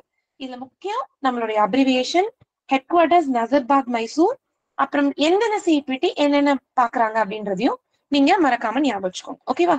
அடுத்து நம்ம பார்க்க போறதும் ரக்கன்பா. சிபிடினுடைய அப்ரிவியேஷன் எவ்வளவு முக்கியம்னு பார்த்தோமோ அதே அளவுக்கு முக்கியம் இதனுடைய அப்ரிவியேஷன். ரக்கன்பா அப்படிங்கிறது பாத்தீங்கன்னா இது ஒரு ட்ரைனிங் சென்டர். இதனுடைய விரிவாக்கம் Rafi Ahmed Kidwai national postal academy. மறுபடியும் சொல்றேன், Rafi Ahmed Kidwai national postal academy, இதுதான் இதனுடைய விரிவாக்கம். சோ இது என்ன பேரு, ஏன் இப்படி பெயர் சூட்டப்பட்டிருக்கு அப்படின்னு பாத்தீங்கன்னா இந்த ரஃபி அகமது கித்வாய் அப்படிங்கிறவர் தான் நம்மளுடைய முதல் சுதந்திர இந்தியானுடைய ஃபர்ஸ்ட் கம்யூனிகேஷன் மினிஸ்டர் இவர் தான். சோ அவருடைய நினைவாக பெயர் சூட்டப்பட்ட ஒரு ட்ரைனிங் அகாடமி தான் இது. இந்த ரக்கன்பா அப்படிங்கறத முதல்ல போஸ்டல் ஸ்டாஃப் காலேஜ் அப்படின்னும் பெயர் சூட்டப்பட்டிருந்தது. அதை இப்படி பெயராக 1/11/2011 தான் ரக்கன்பா அப்படின்ற இந்த பெயர் வந்து மாத்தினாங்க. இது எங்க இருக்குன்னா காசியாபாத். ரொம்ப முக்கியம், ரக்கன்பா இஸ் லொகேட்டட் அட் அப்படின்னு கொஸ்டின் பேப்பர்ஸ்ல கேட்பாங்க. இது எங்க இருக்குன்னா உத்தரப்பிரதேஷ் யூபி சர்க்கிள்ல காசியாபாத்ல தான் இந்த ரக்கன்பா அப்படிங்கிறது உங்களுக்கு இடம்பெற்றிருக்கு. Ghaziabad UP circle. நம்ம இப்போ ஹெட் ஆஃப் டிபார்ட்மெண்ட் பார்த்தோம், ஹெட் ஆஃப் ஏபிஎஸ் என்ன பார்த்தோம், ஏடிஜின்னு பார்த்தோம். அதே மாதிரி ரக்கன்பாவோட ஹெட் யாருன்னு பாத்தீங்கன்னா இதற்கென்று ஒரு டைரக்டர் ஒருத்தர் இருப்பார். சோ இந்த டைரக்டர் மட்டும் இல்லாம இதனுடைய செயல்பாடை வந்து மேலாண்மையை பாத்துக்கிறதுக்காகவும் இதுக்கான அசிஸ்டன்ஸ் கொடுக்கறதுக்காகவும் இந்த ரக்கன்பாக்கென்று அடிஷனல் டைரக்டர்ஸ், 2 ஜாயிண்ட் டைரக்டர்ஸ், ஒரு deputy directors and 2 assistant directors, வெவ்வேறு ஏரியால ஸ்பெஷலைஸ்டு கொண்ட இந்த மாதிரியான டைரக்டர்ஸ் எல்லாம் சேர்ந்துதான் இந்த ரக்கன்பாவை ஆப்ரேட் பண்ணிட்டு இருக்காங்க. சோ இதுல முக்கியம் இதனுடைய அப்ரிவியேஷன் அண்ட் எங்க இருக்கு, காசியாபாத்ல உங்களுக்கு யூபி சர்க்கிள் கீழே இருக்கக்கூடிய காசியாபாத்ல தான் இந்த ரக்கன்பான்றது இருக்கு. இது ஒரு முக்கியமான விஷயம். அடுத்தது ரக்கன்பா பார்த்துட்டோம். இது போக நம்மளோட டிபார்ட்மெண்ட்ல இன்னும் ஒரு 6 போஸ்டல் ட்ரைனிங் சென்டர்ஸ் இருக்கு. சோ இந்த 6மே உங்களுக்கு முக்கியம். இது என்னன்னு பாத்தீங்கன்னா இதுல என்ன முக்கியமா கேட்பாங்கன்னா அஸ்ஸாம்ல இப்ப இப்படி இருக்கும். இப்ப எந்தெந்த ட்ரைனிங் சென்டர்ஸ் எங்க நீங்க டேபிள் இருக்கு பாத்தீங்களா, கொஸ்டின்ஸ் எப்படி கேட்பாங்கன்னா அஸ்ஸாம்ல இருக்கக்கூடிய இந்த பிடிசியோட எங்க இருக்கு, பிடிசியோட பெயர் என்னன்னு கேட்பாங்க. அப்போ நமக்கு கவுஹாத்திங்கிற பிடிசி அஸ்ஸாம்ல இருக்குன்னு தெரிஞ்சாதான் இதுக்கு ஆன்சர் பண்ண முடியும். இதுல ரொம்ப ஈஸியா நமக்கு என்னன்னு பாத்தீங்கன்னா தமிழ்நாடு. சோ உங்களுக்கே தெரியும் தமிழ்நாடுல பிடிசி மதுரை இருக்கு. கர்நாடகாவும் நமக்கு ஈஸியா ஞாபகம் வச்சுக்கலாம் மைசூர். இந்த மத்த 4 மட்டும் கொஞ்சம் ஞாபகம் வச்சுக்கோங்க. சோ அஸ்ஸாம் வந்து கவுஹாத்தில இருக்கு, பீகார்ல நமக்கு வந்து பிடிசி தர்பாங்கா இருக்கு, குஜராத்ல வடோதரா இருக்கு, அண்ட் உத்தரப்பிரதேஷ்ல சஹரான்பூர்ல இருக்கு. ஓகேங்களா, இதை நீங்க எப்படி வேணா நீங்க ஞாபகம் வச்சுக்கோங்க. ஏஜின்னு ஞாபகம் வச்சுக்கோங்க, இப்படி ஜிஏஓ ஏஜியோ ஞாபகம் வச்சுக்கோங்க. அஸ்ஸாம்னா கவுஹாத்தி. பிடி நம்மளோட பிடி இருக்கு இல்லையா, பிசினஸ் டெவலப்மெண்ட் அப்படின்னு ஞாபகம் வச்சுக்கோங்க. அப்ப பீகார்னா தர்பாங்கா. ஜிவி அப்படின்னு ஞாபகம் வச்சுக்கோங்க. சோ ஜி குஜராத்னா வதோதரா. மைசூர் மதுரை உங்களுக்கு டிஃபால்ட்டா ஞாபகம் வந்துடும், அதை பத்தி பிரச்சனை கிடையாது. யூஎஸ் ஞாபகம் வச்சுக்கோங்க, யூஎஸ். அப்போ உத்தரப்பிரதேஷ்க்கு உங்களுக்கு பாத்தீங்கன்னா சஹரான்பூர். சோ எந்த பிடிசி எங்க இடம்பெற்று இருக்கு அப்படின்றது உங்களுக்கு கொஸ்டின் பேப்பர்ஸ்ல கேட்கறதுக்கு வாய்ப்புகள் அதிகம். ஓகேவா? சோ அடுத்ததாக நான் சொன்ன மாதிரி ஒவ்வொருடைய யூனிட் ஹெட் யாரு அப்படின்னு பார்த்தோம். முதல்ல டிபார்ட்மெண்டோட ஹெட்ல இருந்து ஆரம்பிச்சோம். ஏபிஎஸ் ஹெட் பார்த்துட்டோம், ரக்கன்பாவோட ஹெட் டைரக்டர் பார்த்துட்டோம். இன்னும் வேற சில யூனிட்ஸோட ஹெட் யாருன்னு பார்ப்போம். இது ரொம்ப ரொம்ப முக்கியம். சோ நம்ம ஏற்கனவே சொன்னோம், ஒரு சர்க்கிள் ஒரு வட்டத்தினுடைய ஹெட் யாராக இருப்பாங்க அப்படின்னு பாத்தீங்கன்னா சர்க்கிளினோட head chief post master general, சிபிஎம்ஜின்னு சுருக்கமா நம்ம சொல்லிக்கலாம். ஒரு சர்க்கிளினுடைய ஹெட் வந்து சீஃப் போஸ்ட் மாஸ்டர் ஜெனரல். அதுவே சர்க்கிள்க்கு கீழே இருக்கக்கூடிய ஒரு மண்டலம் ரீஜியனோட ஹெட் யாருன்னு பாத்தீங்கன்னா அது வந்து போஸ்ட் மாஸ்டர் ஜெனரல். ஓகேவா, பிஎம்ஜி அப்படின்னு சுருக்கமா சொல்லக்கூடிய போஸ்ட் மாஸ்டர் ஜெனரல். அதே மாதிரி போஸ்டல் டிவிஷன் இருக்கு இல்லையா, இதுக்கு கீழே அப்படியே நம்ம ஸ்டெப் பை ஸ்டெப் அந்த ஹையரார்க்கில பாக்குறோம். டிவிஷனுடைய ஹெட் யாருன்னு பாத்தீங்கன்னா அந்த டிவிஷனுடைய எஸ்டாப்ளிஷ்மெண்ட்டை பொறுத்து அது senior superintendent of post office ஆகவும் இருக்கலாம், அல்லது வெறுமனே சூப்பரிண்டென்ட் ஆஃப் போஸ்ட் ஆஃபீஸ் ஆகவும் இருக்கலாம். ஓகேவா, சோ ஐதர் உங்களுக்கு senior superintendent of post office அல்லது உங்களுக்கு சூப்பரிண்டென்ட் ஆஃப் போஸ்ட் ஆஃபீஸ், இதுல யாராகவும் இருக்கலாம். அடுத்து ஆர்எம்எஸ் டிவிஷனோட ஹெட் யாருன்னு பாத்தீங்கன்னா சூப்பரிண்டென்ட் ஆஃப் ஆர்எம்எஸ். இங்க எப்படி போஸ்ட் ஆஃபீஸ்ன்னு பார்த்தோமோ அதே மாதிரி இங்க சீனியர் சூப்பரிண்டென்ட் ஆஃப் ஆர்எம்எஸ் ஆகவும் இருக்கலாம், அல்லது சூப்பரிண்டென்ட் ஆஃப் ஆர்எம்எஸ் ஆகவும் இருக்கலாம். இது ஆர்எம்எஸ் டிவிஷனோட ஹெட். அதே மாதிரி இந்த டிவிஷனுக்கு கீழே இருக்கக்கூடிய சப் டிவிஷனோட ஹெட் தலைமை யாருன்னு பாத்தீங்கன்னா இதுவும் அந்தந்த உட்கோட்டத்தினுடைய ரேங்க் அதனுடைய எஸ்டாப்ளிஷ்மெண்ட்டை பொறுத்து ஏஎஸ்பி அதாவது assistant superintendent of post office ஆகவும் இருக்கலாம், அல்லது ஐபின்னு சொல்லக்கூடிய இன்ஸ்பெக்டர் ஆஃப் போஸ்ட் ஆஃபீஸ் ஆகவும் இருக்கலாம். அதே மாதிரி ஆர்எம்எஸ் சப் டிவிஷன் அப்படியே போஸ்டுக்கு பதில் என்ன வரும், ஆர்எம்எஸ்ன்னு வரும். சோ ஆர்எம்எஸ் உட்கோட்டத்தினுடைய தலைமை அப்படிங்கிறது அசிஸ்டன்ட் சூப்பரிண்டென்ட் ஆஃப் ஆர்எம்எஸ் ஆகவும் இருக்கலாம், அல்லது இன்ஸ்பெக்டர் ஆஃப் ஆர்எம்எஸ் ஆகவும் இருக்கலாம். இது ரொம்ப முக்கியம். ஹெட் ஆஃப் த சர்க்கிள் யாருன்னு ஒரு 4 ஆப்ஷன் கொடுத்துருவாங்க. அப்ப உங்களுக்கு சீஃப் போஸ்ட் மாஸ்டர் ஜெனரல் கரெக்டா சூஸ் பண்ண தெரியணும். இல்ல ரீஜியன் கேட்கலாம், இல்ல பிஎம்ஜி யாருடைய எதனுடைய ஹெட்னு கேட்கலாம், ரீஜியனா சர்க்கிளா டைரக்டரேட்டான்னு கேட்கலாம். சோ ஒவ்வொரு யூனிட்னுடைய ஹெட் வந்து உங்களுக்கு தரவா கண்டிப்பா ஆர்கனைசேஷன் உங்களுக்கு தெரிஞ்சே ஆகணும். சோ ஒவ்வொரு யூனிட்டோட ஹெட் யாருன்னு பாத்துட்டோமா. அடுத்து நீங்க பார்க்க போற ஒரு முக்கியமான விஷயம் ரயில்வே மெயில் சர்வீஸ், ஆர்எம்எஸ் அப்படின்னு சொல்லக்கூடியது. ஸோ இந்த போஸ்டல் டிபார்ட்மெண்ட்னுடைய ஒரு முக்கியமான ஒரு அங்கம் அப்படிங்கிறது ஆர்எம்எஸ் தான். ஏன்னா டிபார்ட்மெண்ட் ஆஃப் போஸ்ட்னாலே முக்கியமா மெயில்ஸ் தான். அந்த மெயில்ஸ் வந்து ஒரு இடத்துல இன்னொரு இடத்துக்கு கொண்டு செல்வது, டிரான்ஸ்போர்ட்டுக்கு உதவுறதும், அதே மாதிரி அந்த மெயிலை டிஸ்ட்ரிபியூட் பண்றது. ஒரு டிவிஷன்ல ஒரு இடத்துல வந்துருச்சுன்னா அங்கிருந்து அதற்கு கீழே இருக்கக்கூடிய எல்லா போஸ்ட் ஆஃபீஸ்க்கும் அதை விநியோகிக்கும் அந்த முக்கியமான ஒரு வேலை யாரு பண்றது பாத்தீங்கன்னா ஆர்எம்எஸ் தான். இந்த ஆர்எம்எஸ் பத்தி நம்ம முக்கியமா போஸ்ட்மேன் நம்ம எக்ஸாம் எழுதுறவங்களுக்கு வால்யூம் 7ல பார்ப்போம், வால்யூம் 5 டெஃபினேஷன்ஸ்லயும் ஒரு சில முக்கியமான டெஃபினேஷன்ஸ் பார்ப்போம். ஆனா இப்போதைக்கு பேசிக்கா பாத்துக்கலாம். மெயில் டிரான்ஸ்போர்டேஷன் மற்றும் டிஸ்ட்ரிபியூஷன், அது ஒரு இடத்துக்கு இன்னொரு இடத்துக்கு டிரான்ஸ்போர்ட் பண்ற வேலை அதை விநியோகிக்கும் வேலையை ஆர்எம்எஸ் பாக்குது. இதுல ஒரு சில முக்கியமான விஷயங்கள் மட்டும் பாத்துக்கலாம். ஒரு ஆர்எம்எஸ் ரயில்வே ஸ்டேஷன்லயே அமைக்கப்பட்டிருந்ததுன்னா அதுக்கு பேரு ஆர்எம்எஸ் சார்ட்டிங் ஆஃபீஸ் அப்படின்னு சொல்லுவோம். இதுவே அவுட் சைடு ரயில்வே ஸ்டேஷன் ஏதாவது இருந்ததுன்னா அதை சிம்பிளி சார்ட்டிங் ஆஃபீஸ் அப்படின்னு சொல்லுவோம். அதே மாதிரி ஆர்எம்எஸ் ஆபீஸ் சம்பந்தமான ஒர்க்கை பார்க்கக்கூடிய அந்த ஆபீஸ்க்கு பேரு ரெக்கார்ட் ஆபீஸ்னு சொல்லுவோம். பொதுவே ஒரு டிவிஷனுடைய ஹெட் குவார்டர்ஸ் தலைமையகத்திலே ஒரு ஆபீஸ் இருக்கு ஆர்எம்எஸ் ஆபீஸ்னா அதுக்கு பேரு ஹெட் ரெக்கார்ட் ஆபீஸ் அப்படின்னு சொல்லுவோம். அதுவே தலைமையகத்துக்கு வெளியில ஒரு ஆபீஸ் இருக்கு அங்கதான் இந்த ஒர்க் எல்லாம் நடக்குது அப்படின்னா அதுக்கு பேரு சப் ரெக்கார்ட் ஆபீஸ் அப்படின்னு சொல்லுவோம். அதுவே ஒரு சில ஆர்எம்எஸ் யூனிட் பாத்தீங்கன்னா டிராவலிங் யூனிட், ட்ரெயினோடைய ஒரு கம்பார்ட்மெண்ட்ல டிராவலிங் யூனிட்லயும் நடக்கும். அதனுடைய அந்த யூனிட்டுக்கு பேர் என்னன்னு சொல்லுவோம் பாத்தீங்கன்னா டிஎம்ஓ, டிரான்சிட் மெயில் ஆஃபீஸ் அப்படின்னு நம்ம சொல்லுவோம். ஸோ இது வந்து ஜஸ்ட் ஒரு இன்ட்ரோடக்ஷன் தான். நான் முன்னவே சொன்ன மாதிரி வால்யூம் 7 இதை பத்தி டெப்தா நம்ம பார்ப்போம். ஓகேங்களா? அடுத்தது சிஎஸ்டி மற்றும் பிஎஸ்டி. இந்த சிஎஸ்டி பிஎஸ்டி அப்படிங்கிறது என்ன பாத்தீங்கன்னா இதனுடைய அப்ரிவியேஷன் பார்த்தாலே உங்களுக்கு இது என்னன்னு புரிஞ்சிடும். முதல்ல சிஎஸ்டினா என்ன? Circle stamp depot. பேர்லயே இருக்கு. நம்ம சர்க்கிள்க்கு முழுவதுமாக தேவைப்படக்கூடிய ஸ்டாம்ப்ஸ், முன்னாடி கேவிபி பத்திரங்கள் அதெல்லாம் இருந்தது பாத்தீங்களா, இதெல்லாம் சப்ளை பண்ற ஒரு ஆபீஸ்க்கு பேர் தான் சிஎஸ்டி. அதுவே பிஎஸ்டின்னு சொல்லக்கூடிய போஸ்டல் ஸ்டோர் டிபோட். இது என்னன்னு பாத்தீங்கன்னா நம்ம போஸ்ட் ஆபீஸ்க்கு தேவைப்படக்கூடிய இந்த ரெக்கார்ட்ஸ், ஃபார்ம்ஸ், அதுக்கப்புறம் ஒரு சில ஜேர்னல்ஸ், இந்த மாதிரியான அந்த மாதிரி ஸ்டேஷனரிஸ், இந்த மாதிரி ஃபார்ம்ஸ், ரெக்கார்ட்ஸ், ஜேர்னல்ஸ், இது மாதிரி ஸ்டேஷனரிஸ் இதையெல்லாம் சப்ளை பண்ணக்கூடிய ஒரு ஆபீஸ்க்கு பேர் தான் போஸ்டல் ஸ்டோர் டிபோட். இப்போ சிஎஸ்டி வேறு பிஎஸ்டி வேறுன்னு கிடையாது. இது ரெண்டுமே மெர்ஜ் ஆயிடுச்சு, இணைஞ்சிருச்சு. இப்ப நமக்கு இருக்கக்கூடியது எல்லாமே பிஎஸ்டி தான். ஸோ போஸ்டல் ஸ்டோர் டிபோட் இதுவும் பண்ணும், ஸ்டாம்ப்ஸும் நமக்கு சப்ளை பண்ணும். நம்ம 23 போஸ்டல் சர்க்கிள்ஸ் பார்த்தோம் இல்லைங்களா? 23 போஸ்டல் சர்க்கிள்ஸ்க்கும் ஆக்சுவலா ஒரு சர்க்கிள்க்கும் ஒரு பிஎஸ்டி தான் இருக்கு. ஆனா இதுக்கு எக்ஸாம்ஷன் என்னன்னு பாத்தீங்கன்னா மகாராஷ்டிரா, தமிழ்நாடு மற்றும் யூபியில மட்டும் உங்களுக்கு ஒன்றுக்கு மேற்பட்ட 2 பிஎஸ்டிஸ் இருக்கு. தமிழ்நாடுல பாத்தீங்கன்னா இப்ப உங்களுக்கு திருநெல்வேலி மற்றும் மதுரையில இருக்கு. அதே மாதிரி மகாராஷ்டிரா மற்றும் யூபிலையும் உங்களுக்கு 2 பிஎஸ்டி இருக்கு. அப்போ மொத்தம் 26 போஸ்டல் ஸ்டோர் டிபோட் நமக்கு நம்ம டிபார்ட்மெண்ட்ல உங்களுக்கு இருக்கு. ஓகேங்களா? சோ சிஎஸ்டி மற்றும் பிஎஸ்டி இதுதான் முக்கியமான இதான். அடுத்தது முக்கியமான ஒரு இன்னொரு யூனிட் இது என்னன்னு பாத்தீங்கன்னா ஆர்எல்ஓ, ரிட்டர்ன்டு லெட்டர் ஆஃபீஸ் அப்படின்னு சொல்லக்கூடிய ஒரு யூனிட். இதனுடைய அப்ரிவேஷன் ரொம்ப முக்கியம். எப்படி சிஇபிடி ரெக்கன்பா பார்த்தோமோ ஆர்எல்ஓனுடைய அப்ரிவேஷன் ரொம்ப முக்கியம். ரிட்டர்ன்டு லெட்டர் ஆஃபீஸ் இங்க பாத்தீங்கன்னா இடி என்பது வரும். ஆப்ஷன் கொஞ்சம் கன்ஃபியூசிங்கா கொடுப்பாங்க. வெறும் ரிட்டர்ன் லெட்டர் ஆஃபீஸ் அந்த மாதிரி எல்லாம் கொடுப்பாங்க. நீங்க தவறாம ரிட்டர்ன் இடி, ரிட்டர்ன்டு லெட்டர் ஆஃபீஸ் அப்படிங்கிற ஆப்ஷனை கரெக்டா நீங்க சூஸ் பண்ணணும். ஓகேங்களா? சோ இந்த ரிட்டர்ன் லெட்டர் ஆஃபீஸ்னுடைய முக்கியமான வேலை என்னன்னு பாத்தீங்கன்னா அன்டெலிவர்டு ஆர்டிகல்ஸ், டெலிவரியே செய்யப்பட முடியாத ஆர்டிகல்ஸ், அட்ரஸ் தெளிவாக இருக்காது, சென்டர் அட்ரஸும் தெளிவா இருக்காது. அப்ப அந்த மாதிரியான தபால்கள், டெலிவரியே செய்யப்பட முடியாத ஆர்டிகல்ஸ் எல்லாமே ஆர்எல்ஓக்கு உங்களுக்கு அனுப்பிடுவாங்க. இந்த ரிட்டர்ன் லெட்டர் ஆஃபீஸ் அப்படிங்கிறது ஒரு சர்க்கிள்க்கு ஒண்ணுதான் இருக்கும். இப்ப தமிழ்நாடு சர்க்கிள்க்கு ஒரே ஒரு ரிட்டர்ன் லெட்டர் ஆஃபீஸ் மட்டும் தான் இருக்கும். வேற நம்ம டிபார்ட்மெண்ட்ல வேற யாருக்குமே ஒரு தபாலை பிரித்து படிக்கும் உரிமை யாருக்குமே கிடையாது, எக்ஸப்ட் இந்த ஆர்எல்ஓ. சோ இந்த ஆர்எல்ஓக்கு ஒரு தபால் வருதுன்னா இது என்ன பண்ணுவாங்கன்னா அந்த தபாலை பிரித்து அதை ஏதாவது ஒரு வகையில டெலிவரி பண்றதுக்கு வாய்ப்பு இருக்கான்னு பார்க்கும். வேற வாய்ப்பே இல்லை அப்படின்னா அதை முறையாக டிஸ்போஸ் பண்ணிடும்.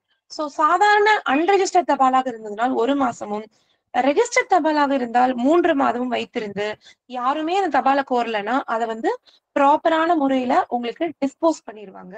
சோ இதான் ரிட்டர்ன் லெட்டர் ஆஃபீஸ்னுடைய பணி. ஒரு சர்க்கிள்க்கு ஒண்ணுதான். முக்கியமா இதனுடைய அப்ரிவேஷன் ரிட்டர்ன்டு லெட்டர் ஆஃபீஸ். இதனுடைய அப்ரிவேஷன் மறக்காதீங்க. ஓகேவா? அடுத்தது நம்ம பார்க்கக்கூடிய கடைசியான ஒரு ஆர்கனைசேஷனோட ஒரு கடைசி டாபிக் என்னன்னு பாத்தீங்கன்னா ஃபாரின் போஸ்ட் ஆஃபீஸ். இந்த ஃபாரின் போஸ்ட் ஆஃபீஸை நான் இப்படி டீட்டெயிலா காமிக்கிறத விட உங்களுக்கு இந்த ஒரு டேபிளா நான் உங்களுக்கு காமிக்கிறேன். ஒரே ஒரு செகண்ட். எஸ், இந்த டேபிள் இருக்கு இல்லையா ma'am, the PSD also in Tirunelveli. Yes நம்ம டிபார்ட்மெண்ட், நம்ம சர்க்கிள்ல மதுரை அண்ட் திருநெல்வேலியில தான் இருக்கு. திருநெல்வேலியில தான் மெயினா இருக்கு.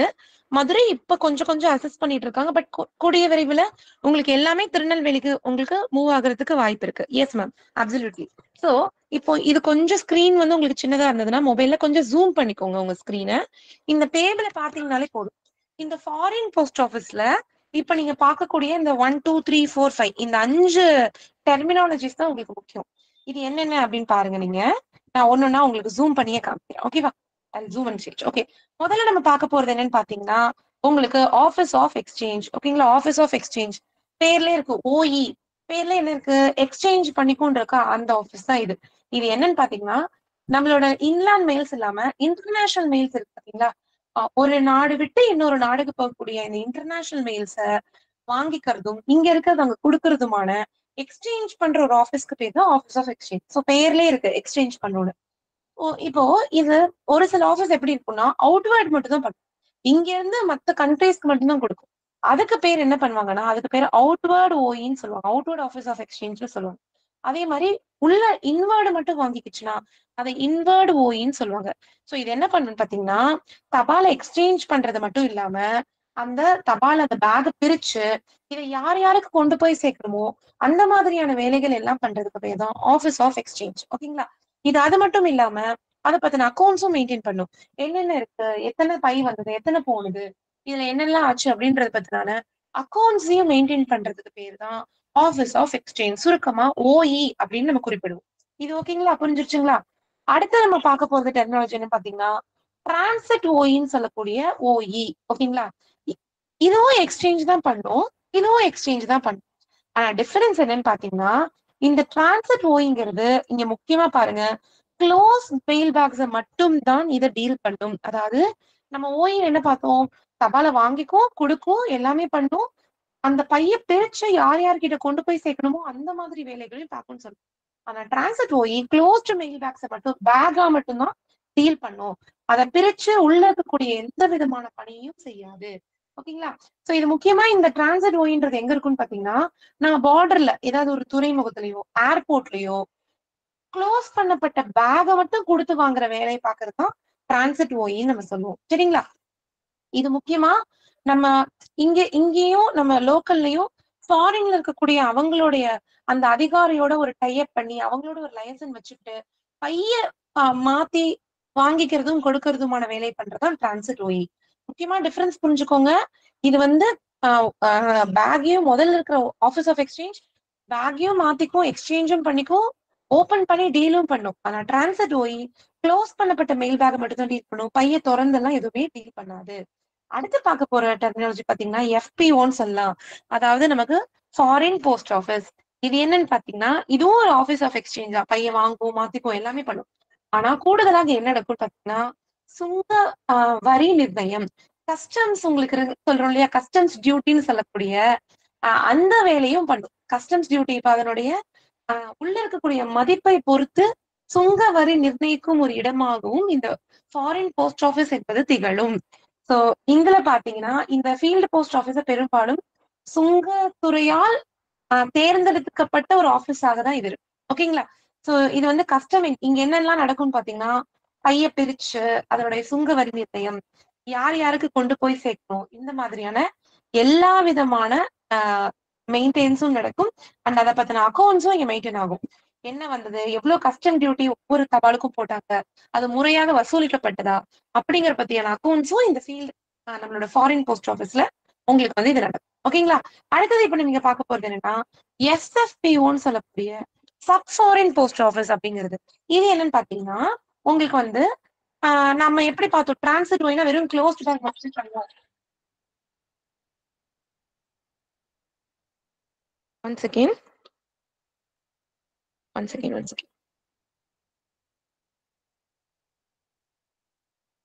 ஓகே.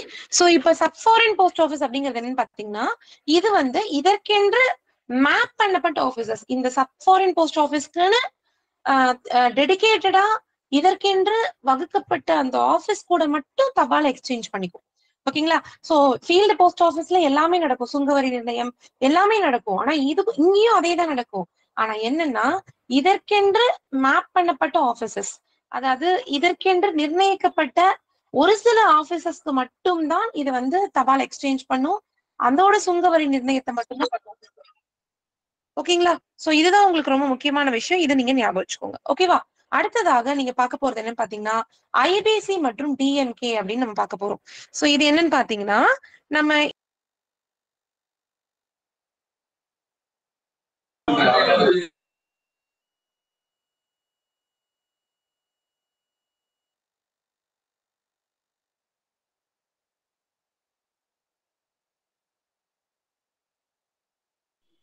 சார் இப்ப ஆடிபிளா இருக்கா? இப்ப நான் பேசுறது கேக்குதுங்களா? நான் பேசுறது ஆடிபிளா இருக்கா? Yes yes thank you thank you. All continue. IPC மற்றும் டிஎன்கே இதனுடைய அப்ரிவியேஷன் மட்டும் ஞாபகம் வச்சுக்கோங்க. ஓகேங்களா?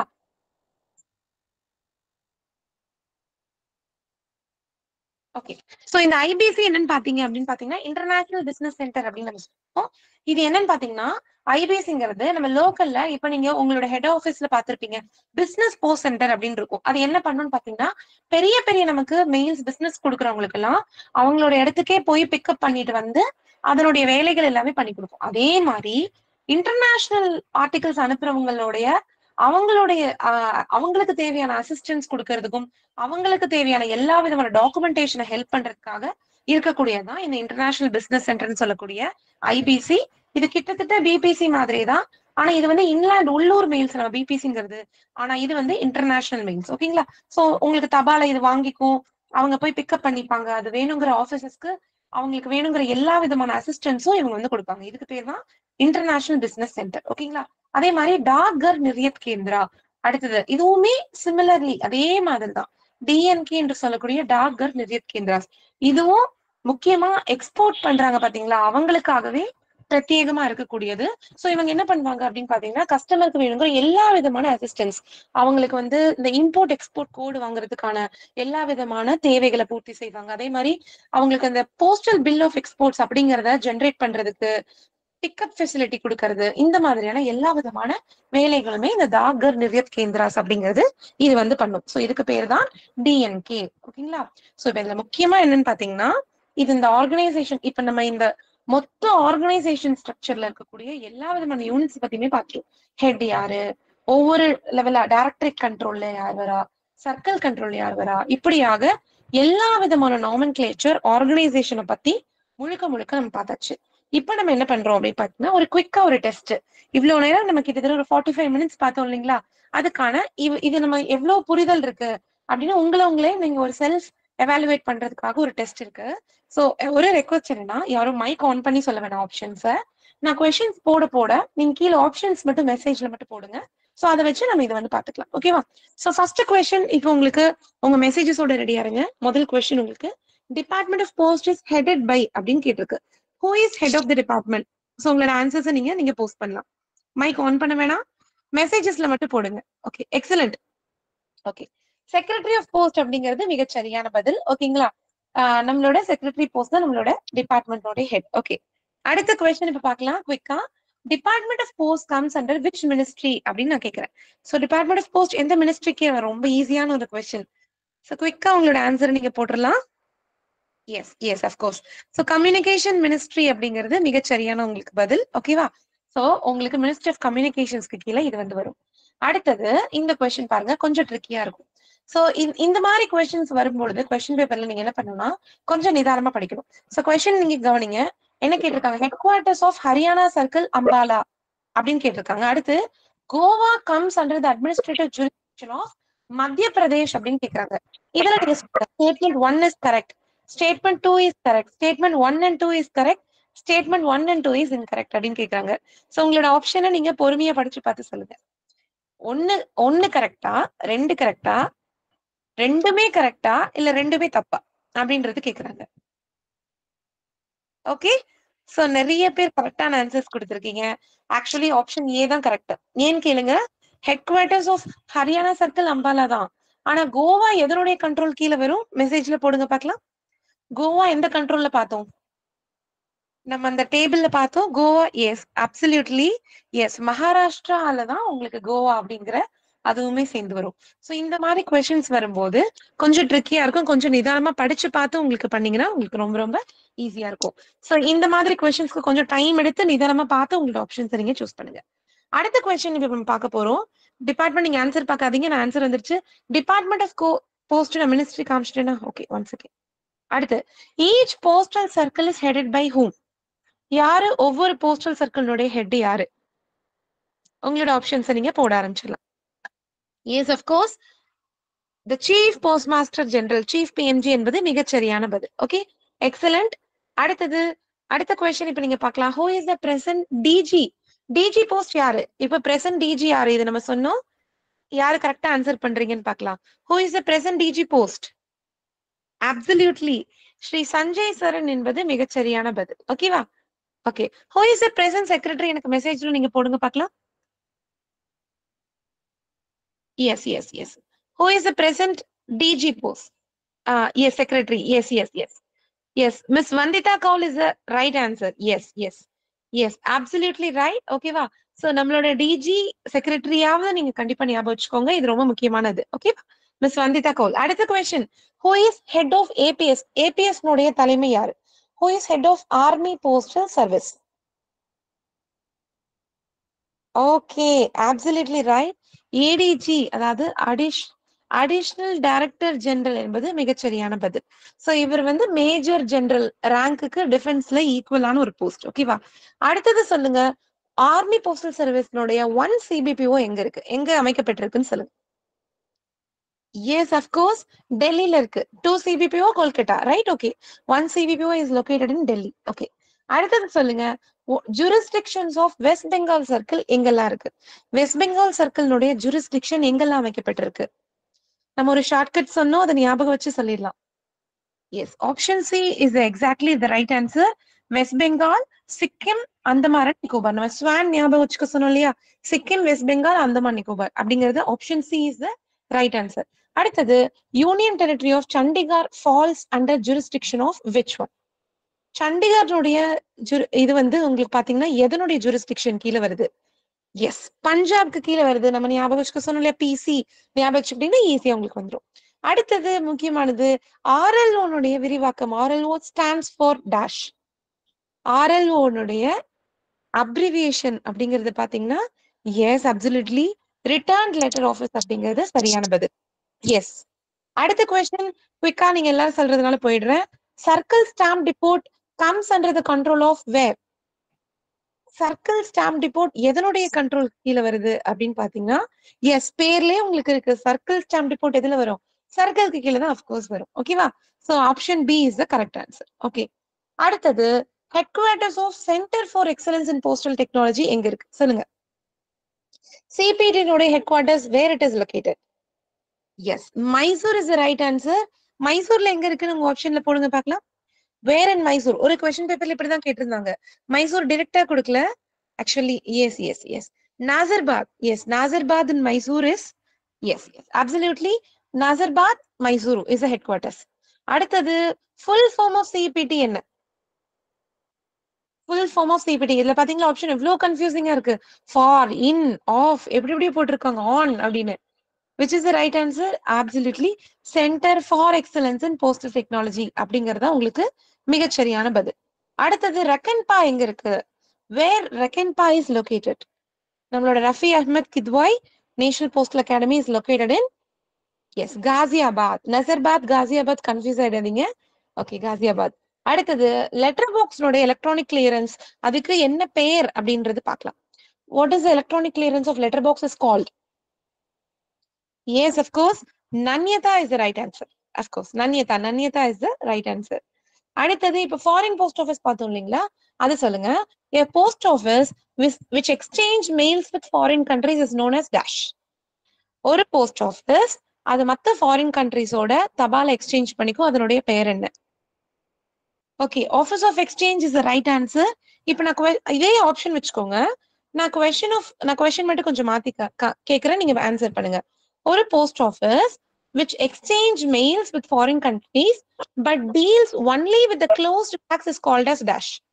இப்போ எனக்கு சொல்லுங்க, ஒரு போஸ்ட் ஆஃபீஸ், ஓகே, நான் மறுபடியும் கேக்குறேன், that exchange mails with foreign countries but deals only with closed packs னா yes, of course, transit OE அப்படிங்கிறது சரியான பதில். transit OE is the right answer. அடுத்தது, a post office or sorting office appointed by customs as foreign post office for clearance of goods is called as dash. Custom declaration நடக்கிற அந்த இடத்துக்கு பேர் என்ன? Yes yes yes, field post office என்பது மிகச்சரியான ஒரு பதில். Okay okay okay okay okay. So இதுதான் உங்களுக்கு வந்து இது. இன்னும் ஒரே ஒரு சின்ன ஒரு போர்ஷன் மட்டும் உங்களுக்கு நான் கவர் பண்ணிடுறேன். சோ ஆப்ஷன் சரியா கொடுத்தவங்க எல்லாருக்கும் ஒரு பெரிய கங்க்ராச்சுலேஷன்ஸ். ஓகேவா? சோ இது வரைக்கும் நம்ம பார்த்தது இப்போ உங்களுக்கு ஓரளவுக்கு அண்டர்ஸ்டாண்ட் ஆயிருக்கு அப்படின்றது அர்த்தம். ஓகேவா? Excellent work. அடுத்தது இன்னொரு குட்டி டாபிக் மட்டும் நம்ம பாத்துடலாம். Okay fine. அடுத்தது இப்போ இவ்ளோ தூரம் நம்ம போஸ்ட் ஆபீஸ்ல பார்த்தது பாத்தீங்கன்னா சிலபஸ்ல ஒரே ஒரு சின்ன போர்ஷன் தான். ஆர்கனைசேஷன் ஆஃப் டிபார்ட்மெண்ட் மட்டும் தான் நம்ம கிட்டத்தட்ட ஒரு 15 மினிட்ஸா பார்த்திருக்கோம். அடுத்தது இப்ப நம்ம பார்க்க போறது என்னன்னா types of post office. Post ஆஃபீஸ்னுடைய வகைகள் என்னென்ன அப்படின்னு பாத்தீங்கன்னா ரொம்ப ஈஸி. நம்ம எல்லாரும் அன்றாடம் டீல் பண்றதுதான். Head office, sub post office, branch post office. இந்த 3 தான் நமக்கு டைப்ஸ் ஆஃப் போஸ்ட் ஆஃபீஸ். ரொம்ப ஈஸியா கேள்வி கேட்கணும்னா எத்தனை டைப் ஆஃப் போஸ்ட் ஆஃபீஸ்னு கேட்டாலே ஈஸி தான். 3 டைப்ஸ் இருக்கு. பொதுவா இந்த முதல் 2 டைப்ஸ் ஆஃப் போஸ்ட் ஆஃபீஸ்ல எல்லா விதமான டிரான்சாக்சனும் உங்களுக்கு நடக்கும். எல்லா விதமான போஸ்டல் டிரான்சாக்சன்ஸ் எல்லாமே நடக்கும். ஓகேங்களா? அதே மாதிரி அந்த பிஓல பிரான்ச் போஸ்ட் ஆஃபீஸ்லயும் இப்ப கிட்டத்தட்ட எல்லாமே இருக்கு. எல்லா ஸ்கீம்ஸும் வந்துருச்சு. ஆனா ஒரு சில இது மட்டும் கொஞ்சம் ரெஸ்ட்ரிக்ஷன்ஸோட இருக்கு. அதனால பிரான்ச் போஸ்ட் ஆஃபீஸ்ல மட்டும் நம்ம போஸ்டல் டிரான்சாக்சனை ஒரு சில ரெஸ்ட்ரிக்ஷன்ஸோட ஒரு சில இதோட உங்களுக்கு வந்து நடக்கும். So how many types of post ஆஃபீஸ்னு கேட்டா 3 அப்படிங்கறது உங்களுக்கு ஆப்ஷன். அடுத்தது ஓகேவா? அடுத்தது இந்த டைப்ஸ் ஆஃப் போஸ்ட் ஆஃபீஸ்ல இன்னொரு டைப் ஆஃப் ஆஃபீஸ் என்ன இருக்கு அப்படின்னு பாத்தீங்கன்னா அதுக்கு பேர் வந்து first class head post office அப்படின்னு சொல்லுவாங்க. இது என்னன்னா முக்கியமான நகரங்கள்ல இருக்கக்கூடிய ஹெட் ஆஃபீஸை தான் நம்ம வந்து ஃபர்ஸ்ட் கிளாஸ் ஹெட் ஆஃபீஸ் அப்படின்னு சொல்லுவோம். ஸோ இந்த ஃபர்ஸ்ட் கிளாஸ் ஹெட் ஆஃபீஸ்க்கும் அப்படி என்ன ஸ்பெஷல் அப்படின்னு பாத்தீங்கன்னா இந்த ஃபர்ஸ்ட் கிளாஸ் ஹெட் போஸ்ட் ஆஃபீஸினுடைய தலைமை, இதனுடைய first class head postmaster, அவருக்கு என்ன பவர்ஸ் இருக்கும், என்ன அதிகாரம் இருக்குன்னு பாத்தீங்கன்னா ஒரு டிவிஷன் ஹெட்டான சூப்பரிண்டென்டென்ட் ஆஃப் போஸ்ட் ஆஃபீஸஸ்க்கு என்ன பவர்ஸ் என்ன இருக்குமோ அதே பவர்ஸ் இவருக்கும் இருக்கும். இதுக்கு பேர் தான் first class head office. So இது நீங்க ஞாபகம் வச்சுக்கோங்க. இது எல்லா ஹெட் ஆஃபீஸும் கிடையாது. ஒரு சில முக்கியமான சிட்டிஸ்ல இருக்கக்கூடிய ஆஃபீஸ்க்கு மட்டும் அதற்கு பேர் வந்து ஃபர்ஸ்ட் கிளாஸ் ஹெட் ஆஃபீஸ். ஓகேங்களா? அடுத்த கிளாஸ் இப்ப நம்ம பார்க்க போறது என்னன்னு பாத்தீங்கன்னா மொபைல் போஸ்ட் ஆஃபீஸஸ். பேர்லயே இருக்கு இல்லையா? மொபைல் போஸ்ட் ஆஃபீஸ், நடமாடும் ஒரு போஸ்ட் ஆஃபீஸ் அப்படின்னு வச்சுக்கலாம். இது ரொம்ப ரேர். இப்போ இது வந்து ப்ராக்டிகலி இது வந்து ரொம்ப இருக்கிறது இல்ல. பட் பிஓ கைட்ல இருக்கிறதுனால எக்ஸாம்காக மட்டும் படிச்சுக்கலாம். இது என்னன்னு பாத்தீங்கன்னா ஒரு நகரும் போஸ்ட் ஆஃபீஸ் அப்படின்னு வச்சுக்கலாம். இது மெயில் வேன்லயோ வேற ஏதாவது ஒரு வண்டிலயோ இந்த போஸ்ட் ஆஃபீஸ்ங்கிறது ஏரியாவா வந்து போகும். எதுக்காக இந்த மொபைல் போஸ்ட் ஆஃபீஸ் வச்சிருக்காங்க, இதை டிசைன் பண்ணாங்க, அதனுடைய நோக்கம் என்னன்னு பாத்தீங்கன்னா சிட்டிஸ்ல அந்த போஸ்ட் ஆஃபீஸ் லெட்டர் பாக்ஸோட கிளியரன்ஸை தாண்டி யாரெல்லாம் லேட் போஸ்ட் பண்ணணும்னு விரும்புறாங்களோ அவங்க எல்லாம் இந்த மொபைல் போஸ்ட் ஆஃபீஸ்னுடைய சேவையை பயன்படுத்திக்கலாம். இது என்ன பண்ணும்னா இதற்கென்று ஒரு ரூட் இருக்கும். அங்க போய் ஒவ்வொரு ஸ்டாப்பிங்லயும் நின்று பப்ளிக் கிட்ட தபால் வாங்கிக்கும், என்னென்ன டிரான்சாக்சன் பண்ணுமோ அதெல்லாம் பண்ணும். ஸோ இதற்கென்று ஒரு டைம், ஒரு வரையறை, ஒரு டைம் டேபிள் இருக்கும். இங்க ஸ்டாப்பிங் இருக்கும். அந்த இது வந்து பப்ளிக்கோட இடத்துக்கே போய் நம்ம பண்றதுனால இன்னும் கொஞ்சம் ரீச் நல்லா இருக்குன்றதுக்காக தான். இன்னும் அதே மாதிரி லெட்டர் பாக்ஸ் கிளியரன்ஸ் தாண்டி லேட் புக்கிங் யாராவது வேணும்னு நினைக்கிறவங்களுக்கு இது ஒரு வரப்பிரசாதமா இது இருக்கும். இதுல ரொம்ப முக்கியம் எக்ஸாம்ல நீங்க பார்க்க வேண்டியது என்னன்னா இந்த மொபைல் போஸ்ட் ஆஃபீஸ் அப்படிங்கிறது சண்டேஸ் ஹாலிடேஸ்ல இது வந்து நடக்குமா அப்படின்னா கண்டிப்பா நடக்காது. This mobile post office is closed on Sundays and postal holidays. சண்டேஸ்ல இது நடக்காது, போஸ்டல் ஹாலிடேஸ்ல நடக்காது. சரி, இந்த மொபைல் போஸ்ட் ஆஃபீஸ்ல என்னென்னலாம் கொடுப்பாங்க, எல்லா டிரான்சாக்சன் நடக்குமானா கிடையாது. இது என்னென்ன பண்ணணும்னா ஸ்டாம்ப்ஸ் விற்கும். ஓகேங்களா? உங்களுக்கு ஸ்டாம்ப்ஸ் உங்களுக்கு சேல் பண்ணும். ஓகேவா? வேணும்னா வாங்கிக்கலாம். அப்புறம் போஸ்டல் ஸ்டேஷனரி, நம்ம என்வெலப் இது மாதிரி இருக்கு இல்லைங்களா, அது மாதிரி போஸ்டல் ஸ்டேஷனரி சேல் பண்ணும். ரெஜிஸ்டர் தபால் புக் பண்ணும். ஓகேங்களா? நல்லா ஞாபகம் வச்சுக்கோங்க, ரெஜிஸ்டர் தபால் தான் புக் பண்ணும். ஆனா என்ன புக் பண்ணாது, எக்ஸ்க்ளூடிங் இன்சூர்ட் மற்றும் விபி. இது நிறைய கொஸ்டின் பேப்பர்ல கேட்டிருக்காங்க. மொபைல் போஸ்ட் ஆஃபீஸ் இன்சூர்டையும் விபியும் புக் பண்ணுமா? பண்ணாது. ஓகேங்களா? ரெஜிஸ்டர் தபால் புக் பண்ணும், ஆனா இன்சூர்ட் புக் பண்ணாது, விபி வேல்யூ பேபிள் புக் பண்ணாது. ஏர் பார்சல் புக் பண்ணும். இது போக சாதா தபாலையும் வாங்கிக்கோ. டிஸ்பேட்ச் நம்ம சொன்னோம் இல்லையா, லேட் ஈவினிங்ல யாராவது தபால் போஸ்ட் பண்ணணும்னு நினைச்சாங்கன்னா சாதாரண பதிவு செய்யப்படாத தபால்களை மொபைல் போஸ்ட் ஆஃபீஸ் தாராளமா உங்களுக்கு வாங்கிக்கும். ஓகேங்களா? சோ இது வந்து ஜெனரலி ஒண்ணு சென்னையில சென்ட் தாமஸ் மவுண்ட்ல இருந்தது. பட் இப்போ எல்லாம் ஃபங்க்ஷன் ஆகுறது கிடையாது. சோ சென்னையிலயும் நாக்பூர்லயும் இருக்கக்கூடிய மொபைல் போஸ்ட் ஆஃபீஸ்க்கு மணி ஆர்டர் புக் பண்ற அந்த அனுமதியும் உங்களுக்கு கொடுத்திருக்காங்க. ஓகேவா? மணி ஆர்டர் புக் பண்ற அந்த ஃபெசிலிட்டியும் உங்களுக்கு இருக்கு. ஸோ ஜென்ரலி மொபைல் போஸ்ட் ஆஃபீஸ்ல முக்கியமா ஞாபகம் வச்சுக்கிறது, அது சண்டேல இருக்காது, ஹாலிடேஸ்ல இயங்காது. என்னென்ன பண்ணும், ஸ்டேஷனரி ஸ்டாம்ப்ஸ் விற்கும், ரெஜிஸ்டர் தபால் புக், ஏர் பார்சல் புக் பண்ணும். ஆனா என்ன செய்யாது, இன்சூர்ட் புக் பண்ணாது, விபி புக் பண்ணாது. ஸோ இந்த இன்சூர்டும் விபியும் கிடையவே கிடையாது. இது முக்கியமா நீங்க ஞாபகம் வச்சுக்கோங்க. ஓகேவா? அடுத்தது ஜிபிஓ, ஜெனரல் போஸ்ட் ஆஃபீஸ். இது என்னன்னு பாத்தீங்கன்னா சர்க்கிளுடைய ஒவ்வொரு சர்க்கிளினுடைய ஹெட் குவார்டர்ஸ்ல நார்மலி இருக்கக்கூடிய ஒரு ஆஃபீஸ் தான் ஜெனரல் போஸ்ட் ஆஃபீஸ் சொல்லுவோம். இது ஒரு பெரிய, நம்ம எப்படி இந்த ஃபர்ஸ்ட் கிளாஸ் ஹெட் ஆஃபீஸ் பார்த்தோமோ அதே மாதிரி ஒரு பெரிய லெவல்ல இருக்கக்கூடிய ஜிபிஓ அப்படின்னு சொல்லக்கூடிய ஜெனரல் போஸ்ட் ஆஃபீஸ். கிட்டத்தட்ட நமக்கு ஒரு 26 ஜிபிஓஸ் நமக்கு இப்போ இருக்கு. சர்க்கிள்ஸ் 23 தான், ஒரு சில சர்க்கிள்ஸ்ல மட்டும் ரெண்டு இருக்கு. ஸோ மொத்தம் 26 ஜிபிஓஸ் நமக்கு இருக்கு. இப்ப சென்னையில நம்ம சர்க்கிள் தமிழ்நாடுல பாத்தீங்கன்னா சென்னை ஜிபிஓ, ஸோ சென்னையோட ஜெனரல் போஸ்ட் ஆஃபீஸ் இருக்கு. இதனுடைய தலைமைக்கு பேர் என்ன சொல்லுவாங்கன்னு பாத்தீங்கன்னா சீஃப் போஸ்ட் மாஸ்டர்னு சொல்லுவாங்க. அது எப்படி அந்த போஸ்ட் மாஸ்டர் இவருக்கும் பாத்தீங்கன்னா கிட்டத்தட்ட ஒரு சீனியர் சூப்பரண்ட் ஆஃப் போஸ்ட் ஆஃபீஸ்னுடைய அந்த பவர்ஸ் அப்படிங்கிறது இந்த ஜிபிஓனுடைய அந்த சீஃப் போஸ்ட் மாஸ்டருக்கும் தாராளமா உங்களுக்கு இருக்கும். இதுக்கு பேர் தான் ஜிபிஓ. ஓகேவா? ஸோ இன்னும் ஒண்ணு இந்த தேர்ட் கிளாஸ் மட்டும் பார்த்துக்கலாம். இது ரொம்ப முக்கியம், எக்ஸாம் பாயிண்ட்ல இதுவும் ரொம்ப ரொம்ப ரொம்ப முக்கியம். ஸோ தேர்ட் பாயிண்ட் மட்டும் பார்த்துட்டு வில் வைண்ட் அப். அதுக்கப்புறம் ஈவினிங் கிளாஸ்ல பாக்கி பார்த்துக்கலாம். நைட் போஸ்ட் ஆஃபீஸ் என்பிஓன்னு சொல்லக்கூடிய ஒரு ஆஃபீஸ். இது பேர்லயே இருக்கு உங்களுக்கு. நம்ம ஒர்க்கிங் ஹவர்ஸை தாண்டி ஒரு போஸ்ட் ஆஃபீஸ் ரன் ஆகுதுன்னா அது இதுதான், அந்த மொபைல் போஸ்ட் ஆஃபீஸும் இந்த நைட் போஸ்ட் ஆஃபீஸும். ஸோ இதனுடைய ஒர்க்கிங் ஹவர்ஸ் வந்து யாரு தீர்மானிப்பாங்க அப்படின்னு பாத்தீங்க அப்படின்னா சர்க்கிள் ஹெட் தான் தீர்மானிப்பாங்க. Very very important. Who will decide the working hours of night post office பாத்தீங்கன்னா ஹெட் ஆஃப் த சர்க்கிள், அதாவது chief post master general. And இந்த நைட் போஸ்ட் ஆஃபீஸ் பொதுவாக 7 மணி வரைக்கும் தான் நடக்கும். நம்ம கவுண்டர் டைம் தாண்டி 7 மணி வரைக்கும் தான் இது நடக்கும். ஆனால் இத வந்து எத்தனை மணி வரைக்குமா இதை எக்ஸ்டெண்ட் பண்ணக்கூடிய அதிகாரம் யாருக்கு இருக்குன்னு பாத்தீங்கன்னா நம்மளுடைய டைரக்டர் ஜெனரலுக்கு மட்டும் தான் இருக்கு. சோ நம்ம டிஜி போஸ்ட் வந்து 7 மணி வரைக்கும் இருக்கக்கூடிய நைட் போஸ்ட் ஆஃபீஸ அவர் பார்த்து என்ன பண்ணலாம், 8:30 மணி வரைக்கும் கூட நம்ம அவரை எக்ஸ்டெண்ட் பண்ணலாம். அண்ட் அதே மாதிரி சண்டேஸ்ல கூட அதை வந்து ஓபன் பண்ணி வைக்கிறதுக்கான அனுமதி கொடுக்கக்கூடிய அதிகாரம் யாருக்கு இருக்குன்னா நம்மளுடைய டிஜி போஸ்டுக்கு மட்டும்தான் நமக்கு இருக்கு.